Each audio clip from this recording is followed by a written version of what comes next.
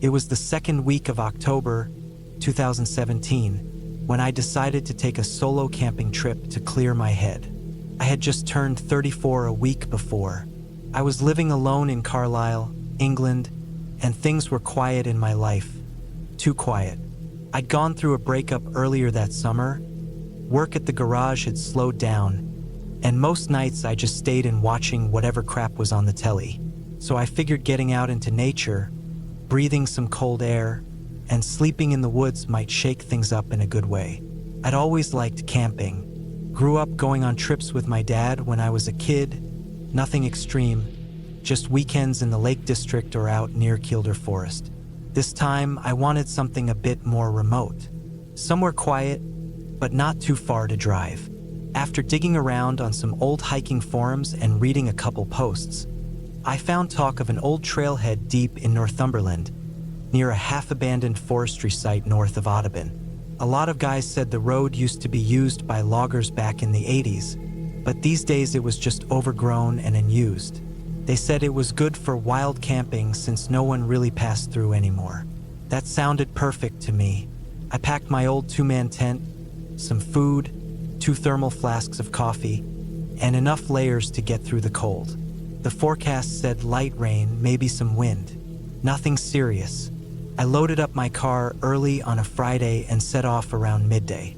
The drive was mostly uneventful, though the last leg was on rough country roads that narrowed the further I went. I passed one small farmhouse after another, then just fields, and eventually it was just woods and a single-lane dirt track that looked barely used. I pulled over near a rusted gate with a sign that had long faded. The wood was cracked, and I could just about make out the word forestry under the moss. There was a gap where the gate had broken off, and past it, the old logging road stretched into the trees, covered in wet leaves and patches of mossy gravel. That's where I parked. I got out, stretched, looked around. It was already misty, the air damp and cold. Everything was silent except for the occasional crow and the distant rustle of wind through the canopy. I locked the car, shouldered my gear, and walked in. The path wasn't well-trodden, but I could still follow where the trucks had gone years ago. 2 parallel dips in the ground where tires had once worn ruts, now filled with puddles. After about an hour of hiking through trees and over fallen logs, I found a small clearing off to the right. The area was surrounded on all sides by thick pine, and the only way in or out was through the narrow logging road. It was perfect. Flat ground, a few mossy stumps to sit on, and just enough space for my tent and a small fire pit. I set up camp. The tent went up fast, something I'd done enough times that it felt automatic. I laid out my mat and sleeping bag, then started collecting some damp sticks and kindling. Took a while to get the fire going, but once it caught, it gave off a good, low heat. I sat beside it, sipping lukewarm coffee, my rain jacket zipped up to my chin, and just listened to the rain begin to tap gently on the leaves overhead. I didn't realize how long I'd been sitting there until the light started fading fast. The sun must have dipped behind the clouds long ago. Everything around me turned a deep gray, the kind you only get in forests when there's no moon and the sky's blanketed in thick rain clouds. I threw on my headlamp and boiled water for a packet of noodles. Quick. The rain had picked up now. Nothing torrential, but steady enough that I had to retreat under the tent's awning to stay dry. By around 9 p.m., it was fully dark. My fire was dying down, and the wind had started picking up. The trees creaked and swayed, and now and then a branch would snap in the distance and thump to the forest floor. I wasn't scared, not really. I'd camped alone before, but something about that place felt different. Not haunted or anything like that, just uneasy, like no one had been there for a long time, and maybe there was a reason for it. I chalked it up to nerves, told myself I was overthinking it. I zipped the tent shut, climbed inside, and laid back in my bag with the rain tapping steadily above. I must have dozed off at some point because the next time I opened my eyes, I had no idea how long it had been. My watch said it was 12:47 a.m. I laid there for a second, confused. Something had woken me up. I turned off my headlamp and listened. The rain was louder now, steady, heavy droplets beating down on the nylon tent. Wind pushed through the trees above, and I heard the occasional groan of a branch rubbing against another. But that wasn't what had woken me. It had been something sharper, something quick, a snap, not a branch falling, more like the sound of a stick breaking close by. Too close. I sat up, heart starting to thump a little now. My breath steamed in the cold air. I held it, listening harder. Then I heard it again. A crack, crunch, then another. Something or someone was moving through the woods near my tent. It wasn't a deer. I'd heard deer before. They move quick, light-footed. This was slower, more deliberate. The crunch of leaves, the squelch of a boot in mud. One step, then silence, then another.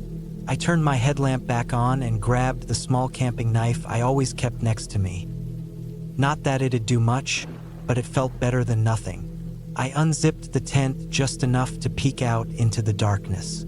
I couldn't see much past the rain and fog. My beam lit up the trees, the wet ground, the stump by the fire pit. Then something moved. A flash of shadow between two trees, maybe 30 feet out. Just a flicker. Could have been my eyes. But then I saw it again, closer this time. A figure, not tall, about average height, dressed in dark clothing. Not rushing, not hiding, just standing there. It killed my light. I sat frozen in the dark, my heart hammering so loud I thought whoever it was would hear it. No sound now. Nothing. Just the storm and wind and the dull roar of blood in my ears. 10 minutes passed. Maybe more. I didn't dare make a sound. Eventually, I worked up the nerve to unzip the tent fully and step outside. My boots sank a little into the mud.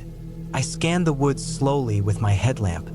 Every tree trunk a possible shape, every branch a silhouette. But there was no one there. I didn't go back to sleep. I sat on the stump, knife in my lap, waiting for the sky to start turning gray. And then I saw it. On the edge of the clearing, just off the old road, were footprints. Fresh ones, deeper than mine, bigger too. Someone had been standing there, watching me. I followed them a little ways, only a few yards before they vanished into the wet brush. The rain had softened them already, but they were real. I didn't imagine it. I packed up right away, tossed everything into my pack, collapsed the tent half sloppily, and bolted back down the trail. It was still dark, still pouring, but I didn't care. I needed to get out of there. Every sound in the forest felt like it was chasing me. Every gust of wind felt like it carried something behind it. It took me almost an hour to get back to the car. The logging road was slick, and I fell twice, cutting my hand on a rock. I didn't stop to bandage it. I got to the car, threw the gear in the boot, and locked the doors as fast as I could. The windshield was fogged, and my hands were shaking so bad I almost dropped the keys. I drove off without looking back. That night stuck with me. When I got home, I didn't tell anyone. Not because I was embarrassed, but because I didn't know how to explain it. I didn't see a face, didn't hear a voice. Nothing supernatural happened. But I knew someone had been there. Someone had followed me out into that forest in the rain, watched me set up camp, and waited until I was asleep. A few days later, I looked up more about that area, dug deeper into old local forums and news articles, found a post from a guy who claimed he and his brother used to hunt rabbits in those woods back in the late 90s. He said they once saw a man living in the ruins of an old ranger cabin, deep past where the road ends. A man who wasn't supposed to be there, said he wore army surplus and had set traps all around the forest. When they went back months later, the cabin was burnt out and empty. I don't know if it was the same person. Maybe it was just a hunter. Maybe someone squatting in the woods. But I'll never go back to that place. Not alone. not even in daylight. That trip changed something in me, not because of what I saw, but because of what I almost didn't. Someone was out there in that rain on that night, and if I hadn't woken up when I did, I don't think I would have ever known they were there until it was too late. Now, whenever I camp, even just in a regular park or near a lake, I always sleep light. I always listen, and I never, ever camp near old, forgotten roads, especially not on a rainy night.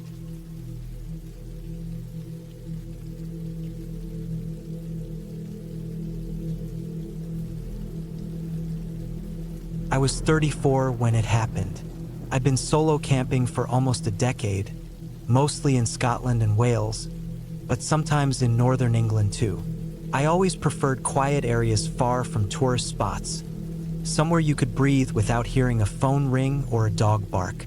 That August, I picked a spot I hadn't visited before, a small section of trail near Kielder Forest in Northumberland.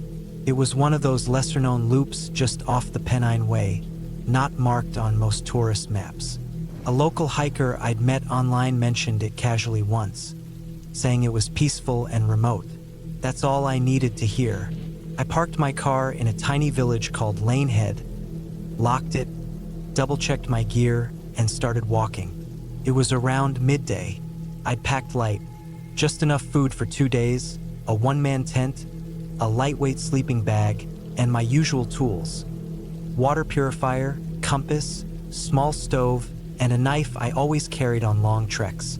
I left my phone in airplane mode to save battery, only using it to snap a few photos now and then. The first few hours of the hike were perfect. It was dry, with a low wind and occasional sun slipping through gray clouds. The trail rose and dipped through pine-covered ridges and rocky clearings. I passed no one, which didn't surprise me. This place wasn't on anyone's top 10 hidden hikes list or posted all over Instagram. That was the appeal. By late afternoon, I found a spot to pitch my tent. It was a little off the trail, tucked beneath a dense patch of trees, but there was a small clearing with enough flat ground for a tent. A stream wasn't far off either, close enough to hear it, far enough to avoid flooding if it rained. I dropped my pack, pitched the tent, boiled water for some dehydrated stew, and sat against a mossy tree trunk while eating. Nothing felt strange yet. I wasn't nervous.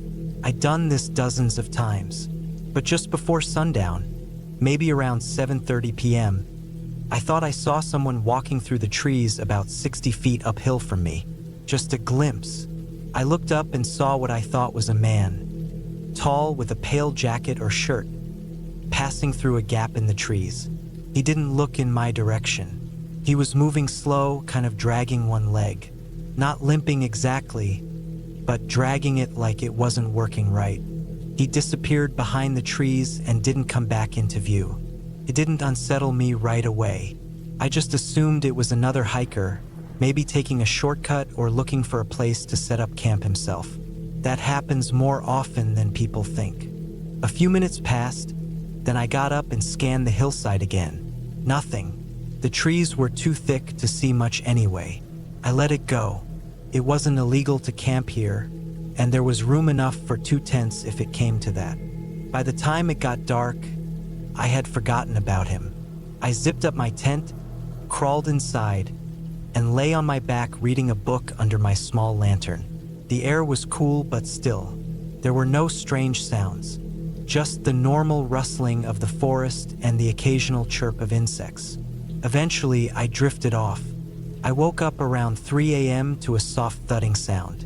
At first, I thought it was an animal, maybe a deer or badger moving through the trees. But after a minute or two, I realized the sound wasn't random. Came at a steady pace. 1, 2, 3, pause. Then again. 1, 2, 3. It sounded like slow footsteps, on dry ground, but not boots. The rhythm wasn't right. There was a dragging sound at the end of each third step. I sat up, switched off the lantern, and held still. My ears adjusted. The sound was definitely moving. It was off to my left, somewhere beyond the trees where I'd seen the man earlier. kept going for a while, then stopped altogether. I waited. 5 minutes. 10. Nothing. I told myself it could have been anything. A wounded animal, maybe a branch falling at odd intervals, or even the echo of water dripping from a tree. I lay back down, but I didn't sleep again that night. I kept the knife beside me, just in case. By morning, the world looked normal again. Pale light filtered through the trees. Birds were singing. Nothing looked disturbed. I stepped outside, stretched, and checked my surroundings. No footprints, no snapped branches, nothing out of place. I decided to move on anyway. I didn't want to stay another night there. Something felt off. I packed quickly, ate a cold energy bar, and set off down the trail again, heading northeast. I figured I'd walk until I found a better spot, closer to the trail or maybe near one of the small forest roads marked on my map. I wanted to be around people again, even if just in earshot. By mid-morning, the trail crossed an old logging path. The map showed a minor road about 2 miles ahead. That became my goal. But about half an hour in, I got that feeling again, the sense of being watched. Every time I stopped, I thought I heard movement behind me. It wasn't loud or obvious, just the faintest rustle, followed by silence. I didn't turn around right away. I didn't want to seem paranoid, but after it happened 3 or 4 times, I stopped on a slope and turned quickly. There, far behind me and partially obscured by branches, was a man standing between 2 trees. He didn't move. He was facing me directly. Same pale jacket, same dragging posture. He stood in place like he was waiting. I didn't wave. I didn't call out. I just stared. After maybe 5 seconds, I turned and kept walking. My heart was hammering in my chest. Every step felt heavier. My legs tensed up like I was walking through waist-high water. I didn't hear him following me, but I didn't stop again until I hit that narrow road. It was an old forestry road, more gravel than tarmac, but I felt safer just being on it. I walked another mile down it before finding a small flat patch near a rusted gate. There was an old farm building in the distance, half collapsed. I figured this was public land or abandoned property. Either way, I didn't care. I set up the tent again, but this time much closer to the road. That night, I didn't sleep. Every 5 minutes, I was checking the mesh window of my tent, looking out toward the woods. I kept the knife near my hand, my boots on, and the bag half-packed. At one point, around 11:30 p.m., I thought I saw something move along the tree line about 50 yards out. A faint blur of motion, like someone walking slowly between the trunks. Couldn't make out details. By sunrise, I was already packing up. I didn't bother boiling water. I didn't eat. I just walked the rest of the way back to the village. I got to my car by 10 a.m., peeled off my pack, and sat behind the wheel with the door locked. Then I noticed something I hadn't expected.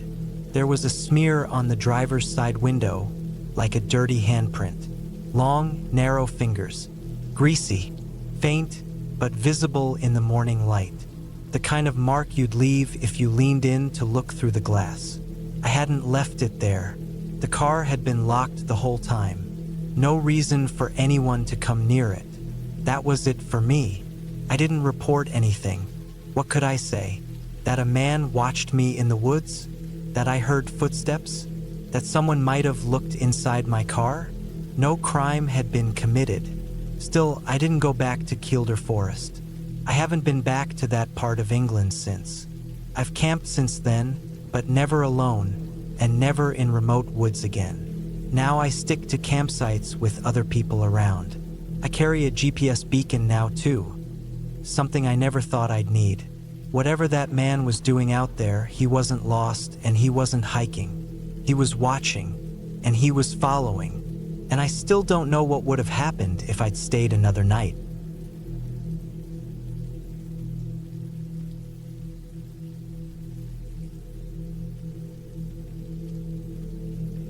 My name is David, and I'm from Kansas. In 2019, I was 29 years old and working in construction, long days, hard work, basic pay. Back then, I had this thing about going off the grid for a weekend every couple months. I'd pack up my gear, get in my pickup, and drive hours into the middle of nowhere, pitch a tent, and just exist. No phone, no emails, no noise. Cleared my head better than anything else ever could. That year, I had set my sights on Utah. I wanted something dry and open. I'd been reading online about old desert trails used by ranchers back in the 1800s, places where people used to live but had long since moved away. I marked out a few general spots on a map and decided on a section of desert land about 60 miles southeast of Green River. No campsites, no signs, no services. Just flat land, rock, sand, and brush. A handful of dried creek beds and distant mesas were the only landmarks. That's what I wanted. Just me and the dirt. I left on a Friday morning in April. I'd packed enough food and water for 3 days. I had my .38 revolver in the glove box, not for people, just in case I ran into coyotes or something, and my gear in the back. By early afternoon, I was already deep into Bureau of Land Management territory, bouncing along gravel roads that barely deserved the name. Around 4 p.m., I reached a patch of land that seemed just right. The ground was flat, and the view was wide open. You could see all the way to the distant plateaus in every direction. No roads, no fences, no structures. Just dry brush and big sky. I parked my truck under the shadow of a rock outcrop and set up my tent about 50 yards from the vehicle. That first night was peaceful. No clouds, no wind, just cool desert air and stars you don't see in cities. I made a small fire, cooked a can of beans, and laid out in my sleeping bag with my back against a folded hoodie. I didn't sleep inside the tent that first night. Felt good being out under the sky. Sometime around midnight, I woke up suddenly. Not from a dream, just wide awake like my body knew something I didn't. There wasn't a sound. No wind, no insects, not even the crack of a cooling rock, just pure silence. It was the kind of silence that puts weight on your chest. I sat up slowly, not moving much, and scanned the horizon. Nothing, just the outline of brush and distant ridges. But that silence, it wasn't right. Not even an owl or a breeze, just cold stillness, like the desert had stopped breathing. I reached behind me and quietly pulled my revolver out of the folded hoodie where I tucked it for easy reach. I didn't unholster it, just held it. I told myself I was being paranoid, and after maybe an hour of sitting still, I laid back down. Eventually, I drifted off again. The next day passed normal enough. I spent time hiking short distances, tracking dry stream beds, climbing a low ridge to the west to get a better look around. I found an old cow skull half buried in a wash. Probably been there years. Nothing unusual. I took a few photos, ate jerky, and spent most of the afternoon carving wood with my pocket knife just to pass time. That second night, I set up the tent again but kept the rainfly off. I wanted to see the sky. I built a small fire again and read a little from a book I had in my pack. The moon was almost full, and the desert looked silver in the pale light. Everything cast long shadows. Around 1 a.m., I woke up again. This time I knew why. Something had crunched the gravel near my tent. I didn't sit up fast or make noise. I laid there, still as possible, and listened. The sound came again, one step, maybe two, then silence. Not the scamper of a coyote or the slow scrape of wind dragging a stick. It sounded like a foot. A human foot. I slowly, carefully reached for the revolver. It was still beside me under the hoodie. I wrapped my hand around it, took the safety off, and stayed still. Another step. I was fully awake now, heart pounding. I kept thinking, maybe someone had gotten lost? Maybe a ranch hand? But that made no sense. I was over 20 miles from the nearest cattle fencing, and no roads nearby. Nobody would be walking out here, not at night, not without light. not without calling out. I stayed there for maybe 10 minutes. No more footsteps, just one or two crunches in the gravel, then nothing. I should have gone outside to check, but I didn't. I stayed in the tent with my hand on the gun, eyes wide, ears straining. I couldn't sleep after that. By sunrise, I was outside, circling the tent slowly. The gravel and dust didn't hold clear prints, just scuffs. But there was a spot where the dirt looked different, like something heavy had stood there for a few moments and then moved on. Nothing else. No boot prints. No paw marks. I spent most of that day feeling uneasy. I kept scanning the ridges and the brush line. I kept my revolver on my hip the entire time. I didn't hike. I didn't do anything really. Just stayed close to the tent, listening, waiting. That third night, I moved the tent closer to the truck. I thought about packing up, but I didn't want to be the kind of person who runs because of a noise. I forced myself to stay. I figured I'd finish the weekend like planned, then leave early Monday morning. I lit no fire that night. I kept the tent zipped. I loaded the revolver and sat inside the truck for an hour before going back to the tent. The moon was full now, and I could see almost everything in black and white clarity. Around 3 a.m., something touched the side of the tent. Not a breeze, not a brush or leaf, pressed in gently but wide and flat, like the palm of a hand. Then it moved along the fabric, slow and steady, from front to back. Not pulling, just feeling. I didn't move. I barely breathed. I held the gun close and counted the seconds. The pressure lifted. Silence. Then I heard a sound I still can't describe properly. It was like someone imitating an animal badly. A broken noise, like a dog's bark mixed with a man trying to howl through water. Muffled but close. Came from maybe 10 feet away. Then again. Same broken noise, like a voice that didn't fit its body. I stayed in the tent until sunrise. I didn't sleep. I didn't even blink. I sat there with the revolver pointed at the flap, waiting. As soon as light hit the sky, I packed everything. Threw it all in the bed of the truck without care. Tent still half-staked. Sleeping bag rolled once and tossed in. I didn't eat, didn't brush teeth, didn't take photos. Just slammed the door, started the engine, and drove. On the way back, I passed one of the old cow skulls again. Except now it was crushed, like someone had stepped on it or hit it with a rock. Not just broken but flattened. The area around it looked disturbed.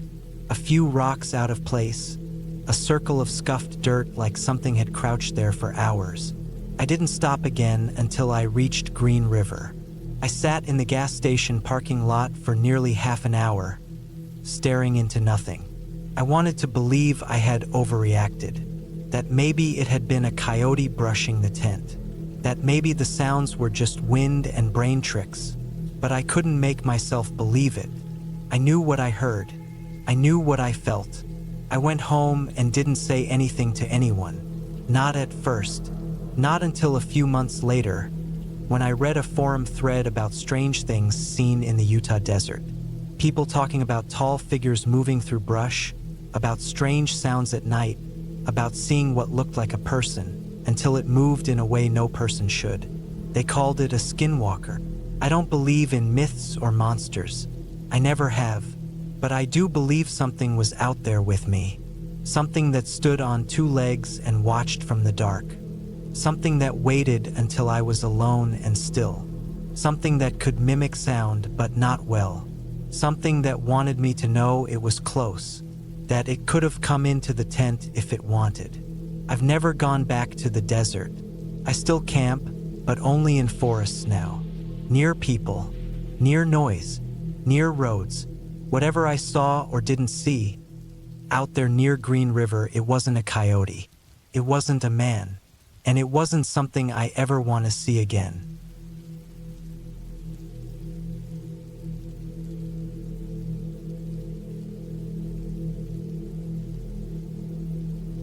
I was 34 when I decided to take a week off from everything and go camping by myself in early September of 2017. The summer was fading, and the kids were back in school.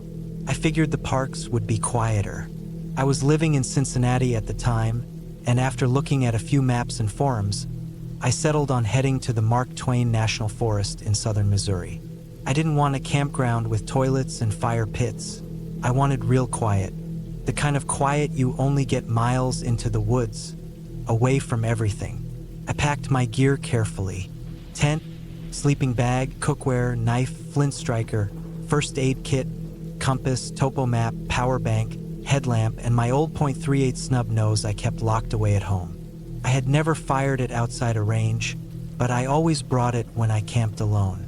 I had enough experience hiking solo to know that it wasn't bears or mountain lions I should worry about. It was people. The drive took most of the day. I remember passing a small gas station with a broken Pepsi sign that buzzed faintly in the heat and dust. It was the last place I saw another person. A kid at the counter asked if I was going down near Ashwood, and when I said yes, he just nodded and rang up my jerky and water without another word. I drove another 45 minutes after that until I reached the forest access road, which was really just a hard-packed dirt lane half covered in weeds.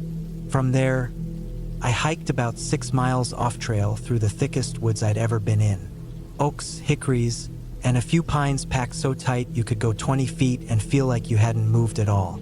I reached the clearing late in the afternoon. It was perfect. Flat, dry, and sheltered on 3 sides by a slope and heavy trees. There was a small stream about 50 yards downhill. I pitched the tent, boiled some noodles, and sat against a log watching the sun go down. I didn't start a fire that night. I was too tired. I just crawled into my sleeping bag and passed out with the sounds of cicadas buzzing through the trees. The first night went by fine. It was chilly and a bit windy, but nothing unusual. I woke early, made coffee, and hiked around for hours, following deer trails and using my compass to stay oriented. Around midday, I found an old fire ring deeper in the forest. It was surrounded by broken glass, beer cans, and what looked like some kind of burned-up chair. Probably teenagers, I thought. Still, it made me uneasy. It was too far from any road or trail. I marked it on my map and turned back. The second night I made a fire, mostly just to feel normal again. That part of the forest was so dense that even the sound of my fire crackling didn't carry far. It was like the trees swallowed every bit of sound. As I sat there eating my beans, I got this strange feeling like I was being watched. It didn't come on fast. It was slow, building like pressure in the air. I turned the headlamp on and swept it around the trees.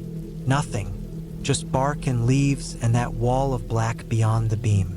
Still, I kept the fire going a bit longer and stayed awake until close to midnight. When I did finally crawl into the tent, I slept light. Every little rustle outside made my heart beat faster.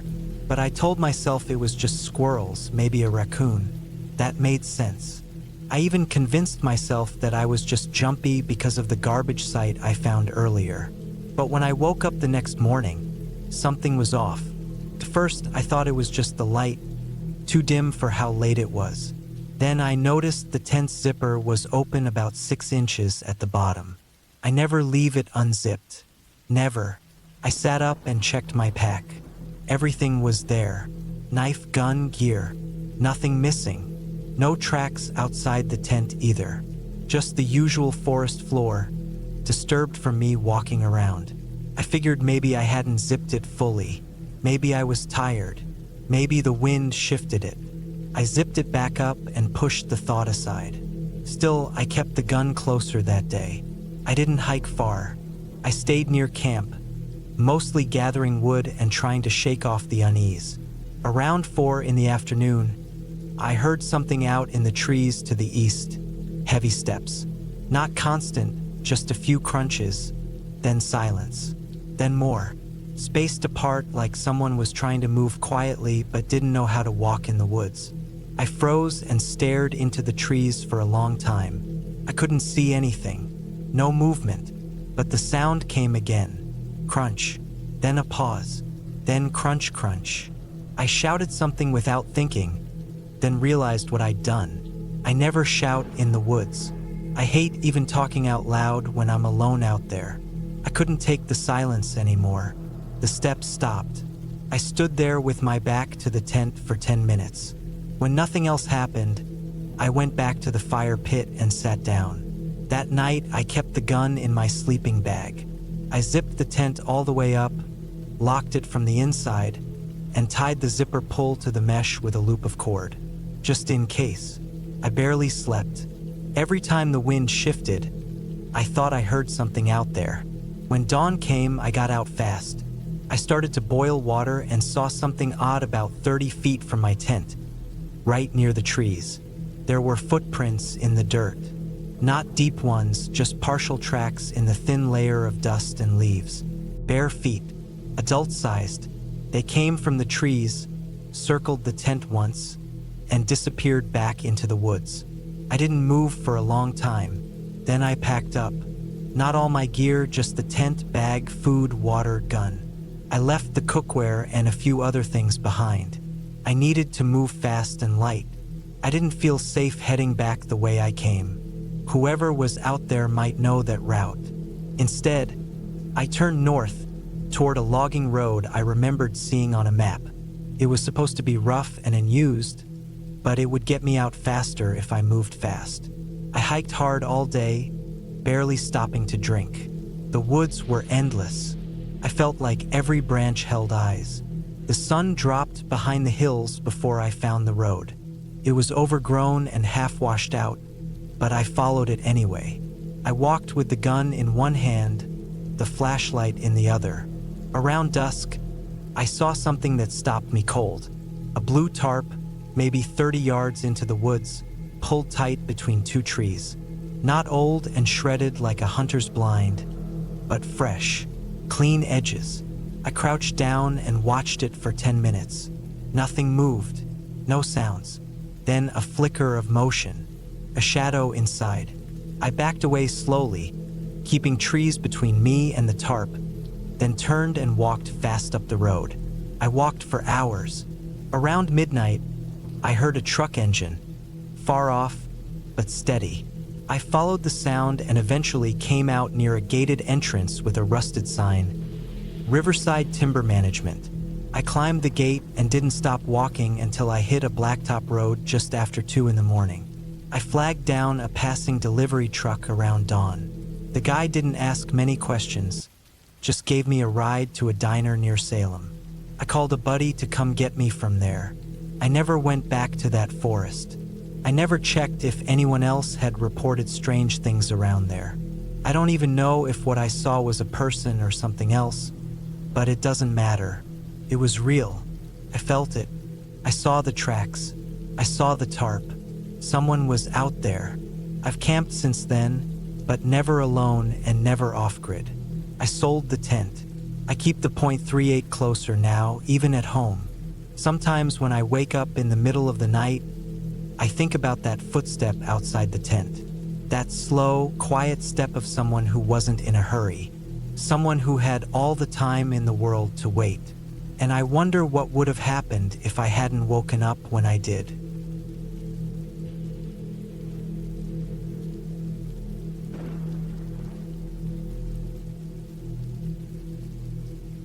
I was 32 the summer I decided to get away from everything for a while. I'd been working long weeks at a metal fabrication shop in northern Indiana, and even though the money was all right, the hours were brutal. It wasn't just the work. I'd been going through a quiet kind of burnout that didn't look like falling apart, just slowly drying out. I had a couple of weeks saved up and figured I'd take some time off in early July, before the real heat set in. I didn't want beaches or cities. I didn't want company. I wanted to be alone in the woods where the air smelled like bark and dirt and the sky went dark without all the light noise. Somewhere quiet. I spent a couple of days scanning forums and maps and eventually settled on a rough plan to camp along a stretch of forest near Route 29 in southern Illinois. It wasn't an official park, but it had miles of woods and old access roads, and a few guys on a backcountry forum said they'd done solo hikes out there with no problem. I loaded my old Tacoma with gear, a tent, sleeping bag, camp stove, food, and all the little things I might forget later. I had a hunting knife strapped to my thigh and a crowbar wedged behind the seat.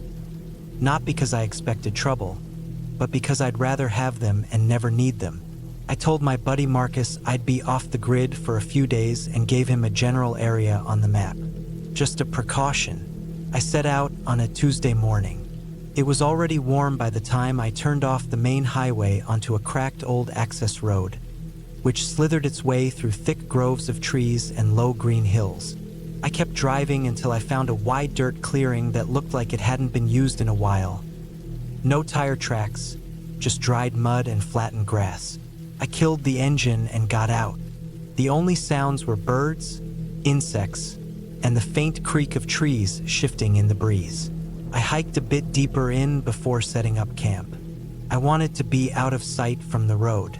I found a patch of level ground about 200 yards from where I parked and pitched the tent under a ring of tall trees. There were no trails, no fire pits, nothing that suggested regular use. Just me, the woods, and silence. The first day passed easy. I walked a few miles around the area, tracked some deer trails, found a slow creek. The forest was thick, but not choking. Visibility stretched maybe 20 or 30 feet in all directions. Felt remote, peaceful. That night I cooked some canned chili and lay back listening to the wind push through the trees. I slept hard, deeper than I had in months. But the second night was different. It started with a feeling. I just turned in, the fire reduced to soft red coals outside the tent. I wasn't fully asleep yet, just listening. And somewhere out in the dark, I heard it, a low, rhythmic rustling.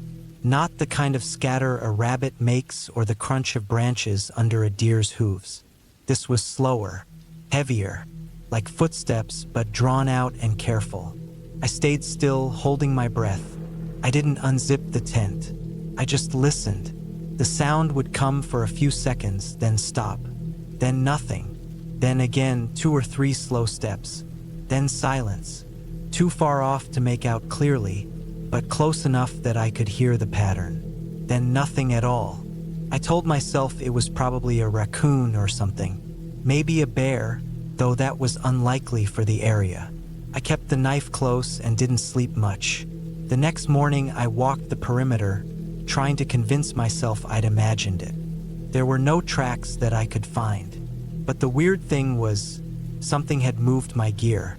Nothing was stolen, but the camp stove was turned around. Not knocked over, just turned. My water jug was a few feet from where I'd left it. Again, not spilled, just moved. I stood there for a long time, looking at those small, stupid details, and tried to think of a reason why I would have moved them myself. Maybe I'd done it after dark and forgot.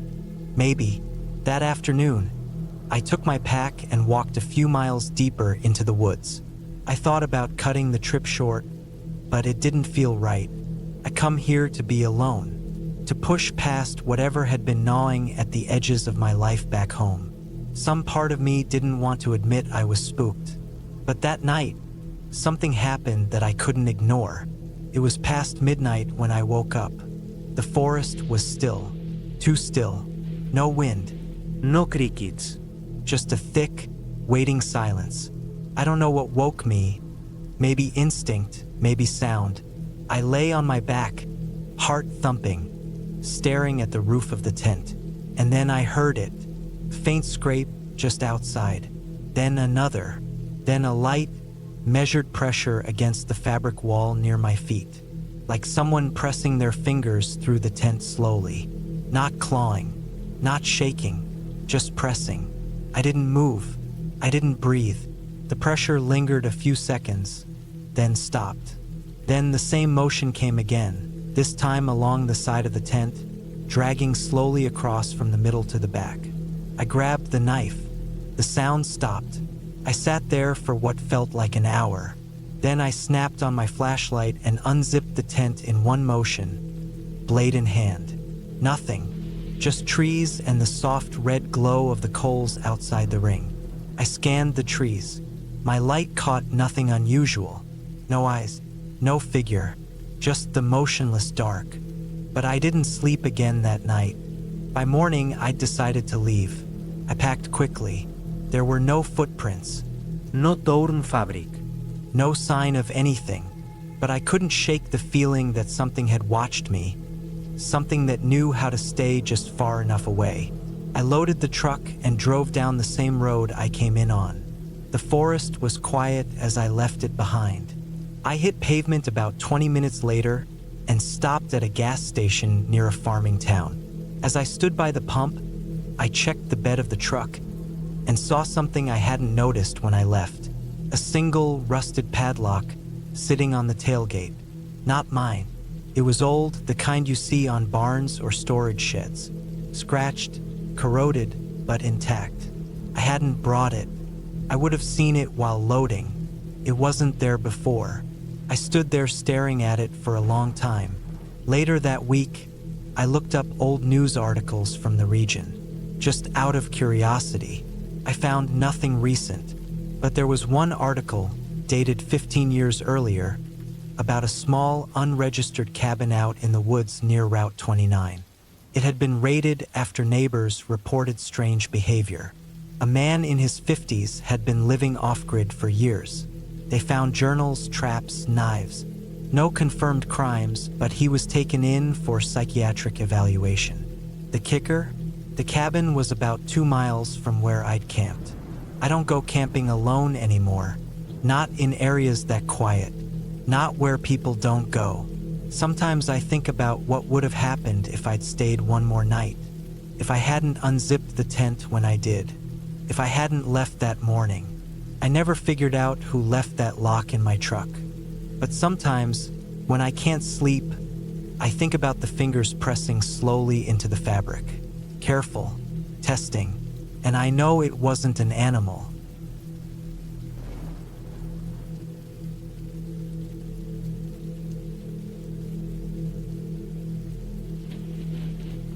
I was 33 years old when I took a solo camping trip that I still can't stop thinking about.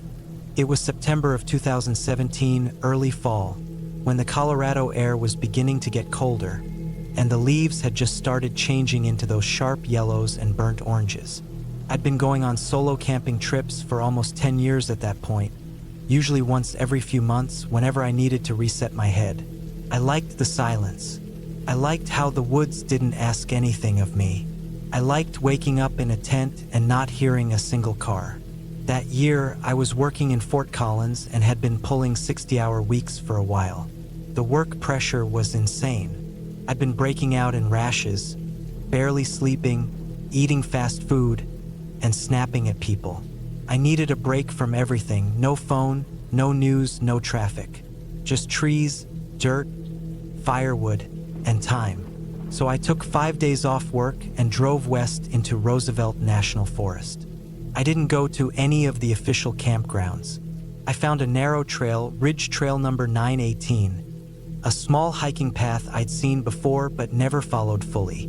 It wasn't well known. No signage, no markers, just a thin path of flattened earth with weeds brushing both sides.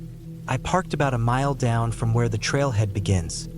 Left my old Jeep Cherokee pulled onto some gravel off the main road. I packed light.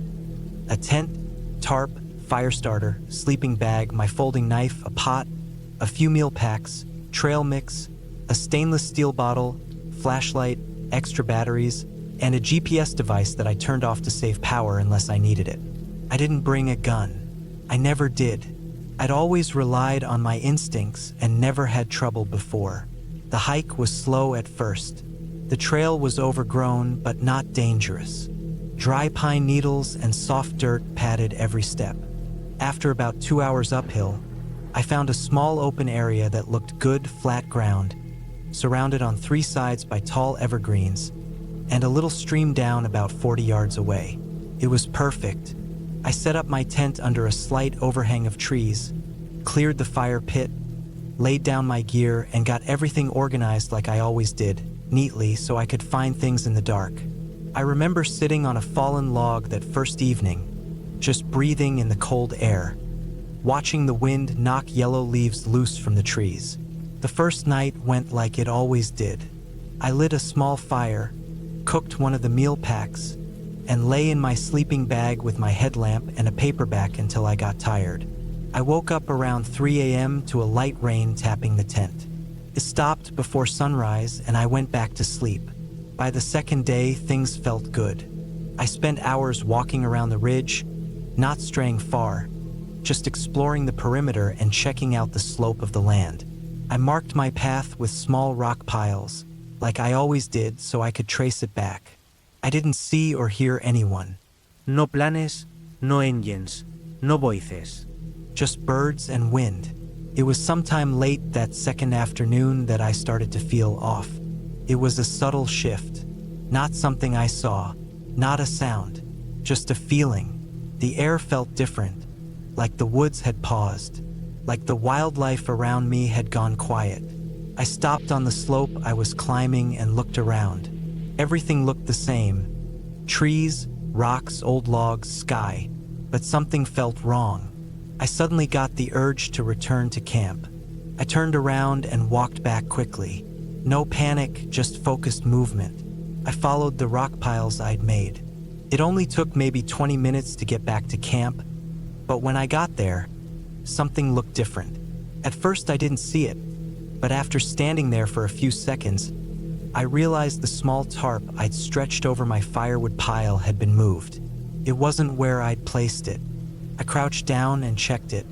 The logs were still there, but the tarp had clearly been lifted and tossed back down. Not blown by the wind, shifted by hand. I stood up slowly and scanned the tree line. Nothing. No movement, no sound. But something in my gut twisted hard. I didn't light a fire that night.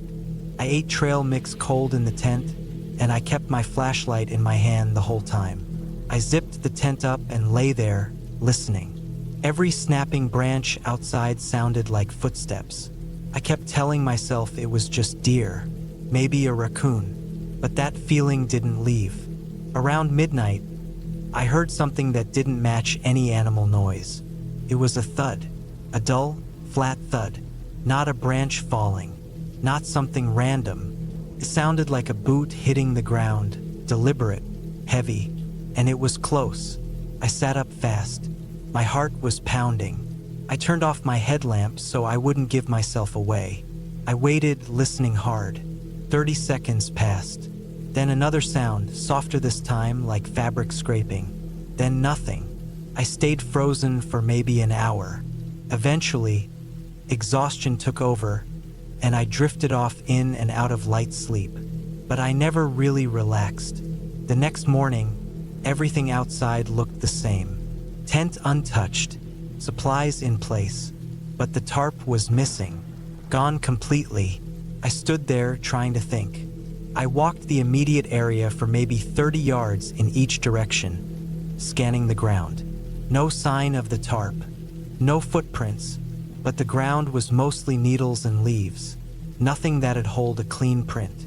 Something had taken it. At that point, I debated packing up and heading back. But I was pissed.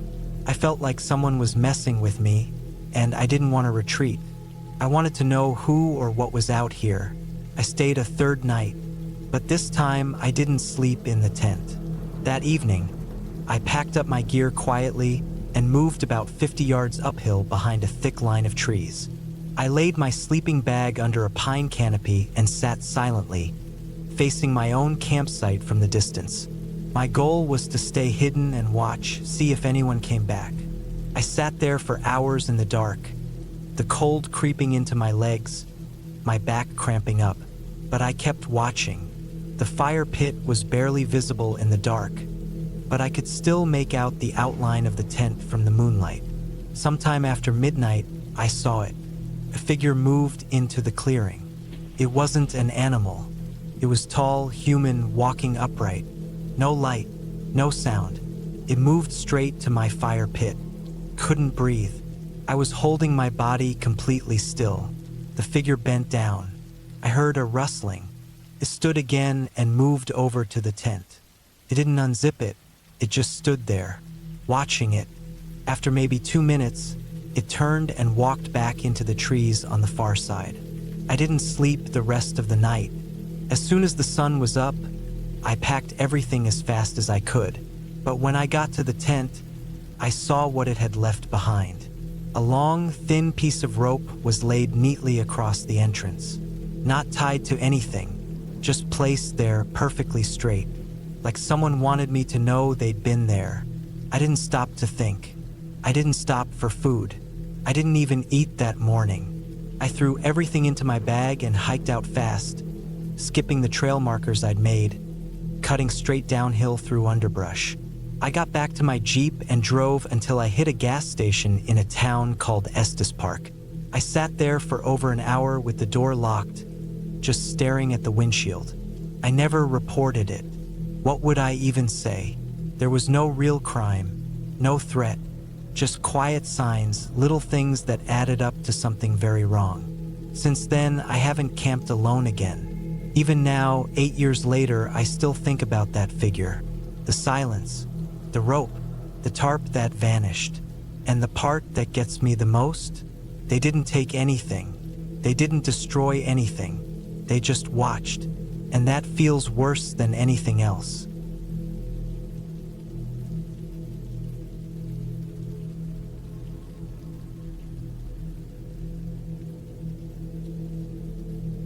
I was 31 when I decided to take that trip. It was October 2017, and I had some time off from work in Nottingham. My job as a delivery manager was draining, and I'd been on edge for months. Everything felt tight. My chest, my jaw, even my hands when I slept. So I figured I'd head out on my own and camp for a few nights somewhere quiet. Somewhere far from the traffic and constant pressure.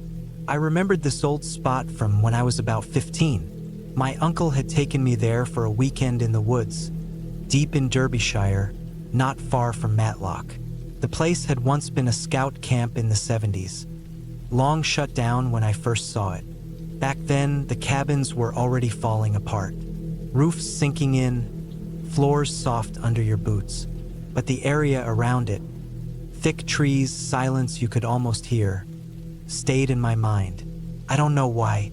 I guess because it was one of the few peaceful memories I had from that time. So I packed up a borrowed rucksack with my gear. Tent, sleeping bag, water, dried food, knife, torch, and a few extra things. I brought a small hand axe, mostly for firewood. The plan was to hike in and camp near the old abandoned scout buildings for 2 nights. I didn't tell anyone where I was going. Not because I was trying to be secretive, just because I didn't think I had to. I parked in a lay-by off a narrow back road late on a Friday morning. From there, I walked into the woods, following the overgrown trail I remembered. Most of it was still there, just harder to see. Fallen branches and wet leaves covered everything. I kept walking for about 2 hours, moving deeper into the forest. Eventually, the trees opened up into that same clearing. The sight of it made something in me tighten. The camp was still there, or what was left of it. A handful of rotting wooden buildings sat in a half circle, their sides warped, their roofs sunken and covered in moss. Nettles and weeds were waist-high in some areas. A rusted swing frame stood at the edge, no seats left. It all looked worse than I remembered. There was no sign of anyone for years. No footprints, no trash. No broken beer bottles like you'd expect. Still, I felt good. No traffic noise. Just wind in the trees and the crunch of my own boots. I set up my tent about 20 meters away from the closest cabin. Close enough to see it through the trees, but not right next to it. I made a small fire pit using some old bricks from a collapsed chimney and gathered dry wood for later. The first night was cold but fine. I made pasta on my camp stove and sat by the fire as the sun dropped behind the trees. There was no signal and I didn't care. I felt okay just sitting in silence for once. I heard owls and the distant creak of trees shifting in the wind. Nothing strange. I went to sleep sometime around 10. The ground was hard and sloped, and I kept waking up. Around 2 a.m., I thought I heard something moving through the trees, but I figured it was a deer or fox. The area's full of them. I didn't get out to look. The next morning, the first odd thing happened. When I walked over to the nearest cabin just to look around, I found what looked like fresh marks in the dirt beside the entrance. They weren't deep, but something had been dragged. Not an animal, more like a boot or a piece of gear. I knew I hadn't been there the day before. I stared at the ground for a while, just trying to figure it out. There were no clear boot prints, just scuffs. I thought maybe a badger had dug around. I didn't see anything else, so I shrugged it off. Still, that unease stayed with me. I spent most of the day hiking further into the woods, trying to see if there were other buildings beyond the ones I remembered. I found a collapsed latrine shack and what might have been an old food hall, all crumbling. The roofs were half-eaten by rot, and moss grew thick across the sides. At one point, I found a pile of rusted old tent poles and canvas under some leaves. It looked like someone had stashed gear there decades ago and never came back. When I got back to my tent in the late afternoon, I found the zip on the front half open. That stopped me. I never leave it open. I zipped it fully when I left. Always did, even just for a short walk. I knelt and looked inside. Nothing was missing. My gear was where I'd left it. Sleeping bag, tårer til, food, bag. Nothing moved, at least not that I could tell. But I had this heavy feeling settle over me. Something was off. That night, I barely slept. I kept the fire going longer than before. I listened hard to the woods around me. Every crack in the branches sounded closer than it should have. Around midnight, I turned off my lamp and lay still, listening. The forest was too quiet. Even the owls seemed to have gone. I started to hear footsteps, real ones, slow, uneven, crunch, pause, crunch. I lay there frozen. It wasn't an animal. It sounded like someone barefoot or in socks. No crunch of boots, no snap of sticks, just that soft drag of feet through damp leaves. I didn't move. I didn't make a sound. My heart pounded so hard it hurt my ears. The footsteps stopped just outside the tent. I could hear breathing, not animal breathing, slow human breathing, controlled, like someone trying not to make noise. I reached slowly for my knife, but the zipper sound would have given me away. I waited. I don't know how long I lay like that. 10 minutes, maybe more. Then I heard the steps move away again. Not fast, still slow, dragging. I didn't sleep. I didn't move. I just waited for dawn. By the time the sky turned gray, I felt like I'd aged 5 years. As soon as there was light, I crawled out and looked around. Nothing. No prints, no signs. The forest looked just like it had the day before. But I knew someone had been there. I parkeret fast. No fire, no breakfast. I shoved my things into the rucksack and left the tent behind. I didn't want to go near the buildings again, but I had to pass near them to reach the trail back. As I got closer to the largest one, the one I'd walked past the day before, I saw something that stopped me. A coat, hung on the door frame. It was too new, modern, dark green like a waterproof shell. Not something that had been left here for decades. I hadn't seen it yesterday. No way I missed it. I didn't go near it. I backed away and moved fast toward the trail. I kept looking over my shoulder every few minutes. My ears felt like they were tuned to everything. Every shift in the branches, every bird. I didn't relax until I got back to my car. When I finally got home that evening, I locked every door and window and sat there for hours, just thinking. There are no ghosts in that place, but someone's out there, living near those ruins. Someone who doesn't want to be found. And I realized later I had never once thought about who actually owned that land. Maybe it was private. Maybe the camp never shut down completely.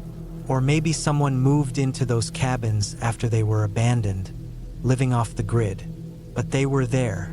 That much I know. They didn't take anything, didn't speak, didn't chase me, but they watched me, and they wanted me gone. I've never gone back. I've told a few people over the years. They usually laugh or shrug, say it was probably a hiker. But no hiker moves through wet woods in socks in the middle of the night. No hiker watches your tent without a word. Sometimes, when I walk alone in any woods now, I still get that feeling in my spine. That quiet, that heavy silence where the birds stop, and you just know you're not alone. I learned my lesson. The forest isn't haunted, but that doesn't mean it's safe. Not because of monsters or stories, because of people, real ones. And the scariest thing is they don't need a reason. They're just there, waiting, watching, and they know those woods better than you ever will.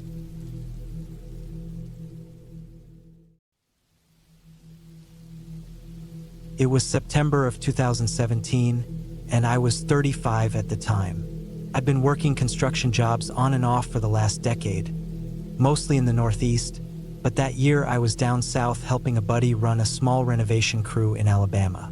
The work wasn't great, the pay wasn't steady, and I was just plain burned out. So one weekend, I decided to drive a few hours north and get away from everything for a few days. I picked a spot in the Talladega National Forest. Nothing too deep or extreme, just off a forestry road that looked like it didn't get much traffic. I'd marked the location on an old topographic map that I'd had folded up in my glove box for years. It showed a ridge near an old logging trail that looped into a creek basin. Looked peaceful enough. I wanted quiet, trees, and maybe some small game to cook over a fire. I wasn't going hunting seriously, just bringing my .22 rifle for squirrels or rabbits. Mostly, I just wanted to sit alone and breathe a little. The drive took most of the morning. I filled up in a little town called Heflin, grabbed some jerky, a six-pack, and a couple cans of soup. Then I headed down a series of forest roads until I found the spot I'd circled months ago. It was a thin stretch of gravel off a main trail, just wide enough for my truck to pull halfway into the woods. I parked there around noon and hiked in another 20 minutes with my gear. The forest was damp already, leaves slick, mud soft underfoot. It had rained lightly the night before, and everything smelled like wet bark and soil. There were no clear signs of anyone else being around. No boot prints, no trash. Just the sound of wind through the upper branches and the distant tap of water dripping off limbs. I found a small clearing with enough space to pitch my tent between two hickory trees. About 50 feet off, the land sloped down toward a wide creek. The water wasn't deep, more like a steady stream, but it would be enough to fill my bottles and maybe rinse off if I got sweaty. I set up camp slowly, took my time, staked the tent, laid out a tarp, stacked some firewood. The quiet made everything feel slower than usual. My phone had no service out here, and I turned it off and zipped it into my backpack. I didn't want to hear it buzz. By the time I was done settling in, the clouds were already building again. Thick and dark, you could feel the weight in the air, the way the woods seemed to hold their breath before a storm. I didn't mind. I liked rain when I camped. Kept people away, and if your gear was decent, it could be cozy. I had a good tent, dry bags, plenty of food.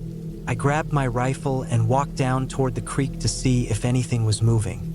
I wasn't expecting to hunt right away, but I figured it couldn't hurt to scout. The woods were full of noise, birds, bugs, frogs, but no movement that looked like game. I crouched for a while by a fallen log and listened. Somewhere upstream, something heavy moved through the undergrowth, but I couldn't see it. Probably a deer or a raccoon. I stayed low for another 20 minutes, then wandered back to camp. The rain started just after sundown, came fast and steady, drumming on the tarp over my fire pit. I'd gotten a fire going just before it hit, and I managed to keep it alive by building a small cover out of flat stones and branches. It smoked like hell but burned enough to heat my soup. I sat on my rolled-up sleeping bag, spooning the soup straight from the can, listening to the downpour thicken around me. The first weird thing happened after dark, sometime around 8 or 9 p.m. It had been raining hard for over an hour by then, and the forest was all noise, wind, water, the hiss of trees shifting. But suddenly it just cut out. Not everything, but enough that I noticed. Like a section of the woods had gone mute. No frogs, no birds, just the tap of water and the soft creak of the trees. It wasn't like in movies where everything goes dead silent all at once. But there was a weird shift. The air felt thicker. I sat still for a few minutes, bowl of soup half finished, and tried to figure out what it was. Sometimes animals sense a predator and go quiet. Maybe a coyote or bobcat was prowling nearby. I had a flashlight on me, one of those big mag lights, and I swept it slowly along the tree line. Nothing, just brush and dark shapes. The light caught raindrops like sparks, but there was no sign of anything moving. I stayed awake for another hour, trying to read with my headlamp, but the pages kept getting damp, and my focus kept drifting back to the woods. I felt watched, not constantly, not every second, but off and on, like something was out there and had already seen me before I even thought to look for it. Eventually, I gave up and climbed into my tent. The rain was steady on the fabric, and the sound was calming at first. I stretched out in my sleeping bag and listened. The night dragged on. At some point, maybe close to midnight, I heard a single sound that didn't fit. A snap, like a branch breaking, not from wind or weight, but stepped on. It was close. I sat up fast, every part of me suddenly awake. I clicked off my headlamp and waited. My rifle was by the entrance flap, just within reach. My tent zipper was pulled closed, but not locked. I leaned forward, holding my breath, ears straining over the sound of the rain. Another step, then nothing. I waited 10 minutes without moving, then 20, then 40. No more sounds. My eyes stayed wide open the whole time, even though there was nothing to see. I don't think I slept that night. Not really. I dozed off sometime after 3 a.m., but even in sleep I was half aware of every crackle, every gust of wind, every distant splash.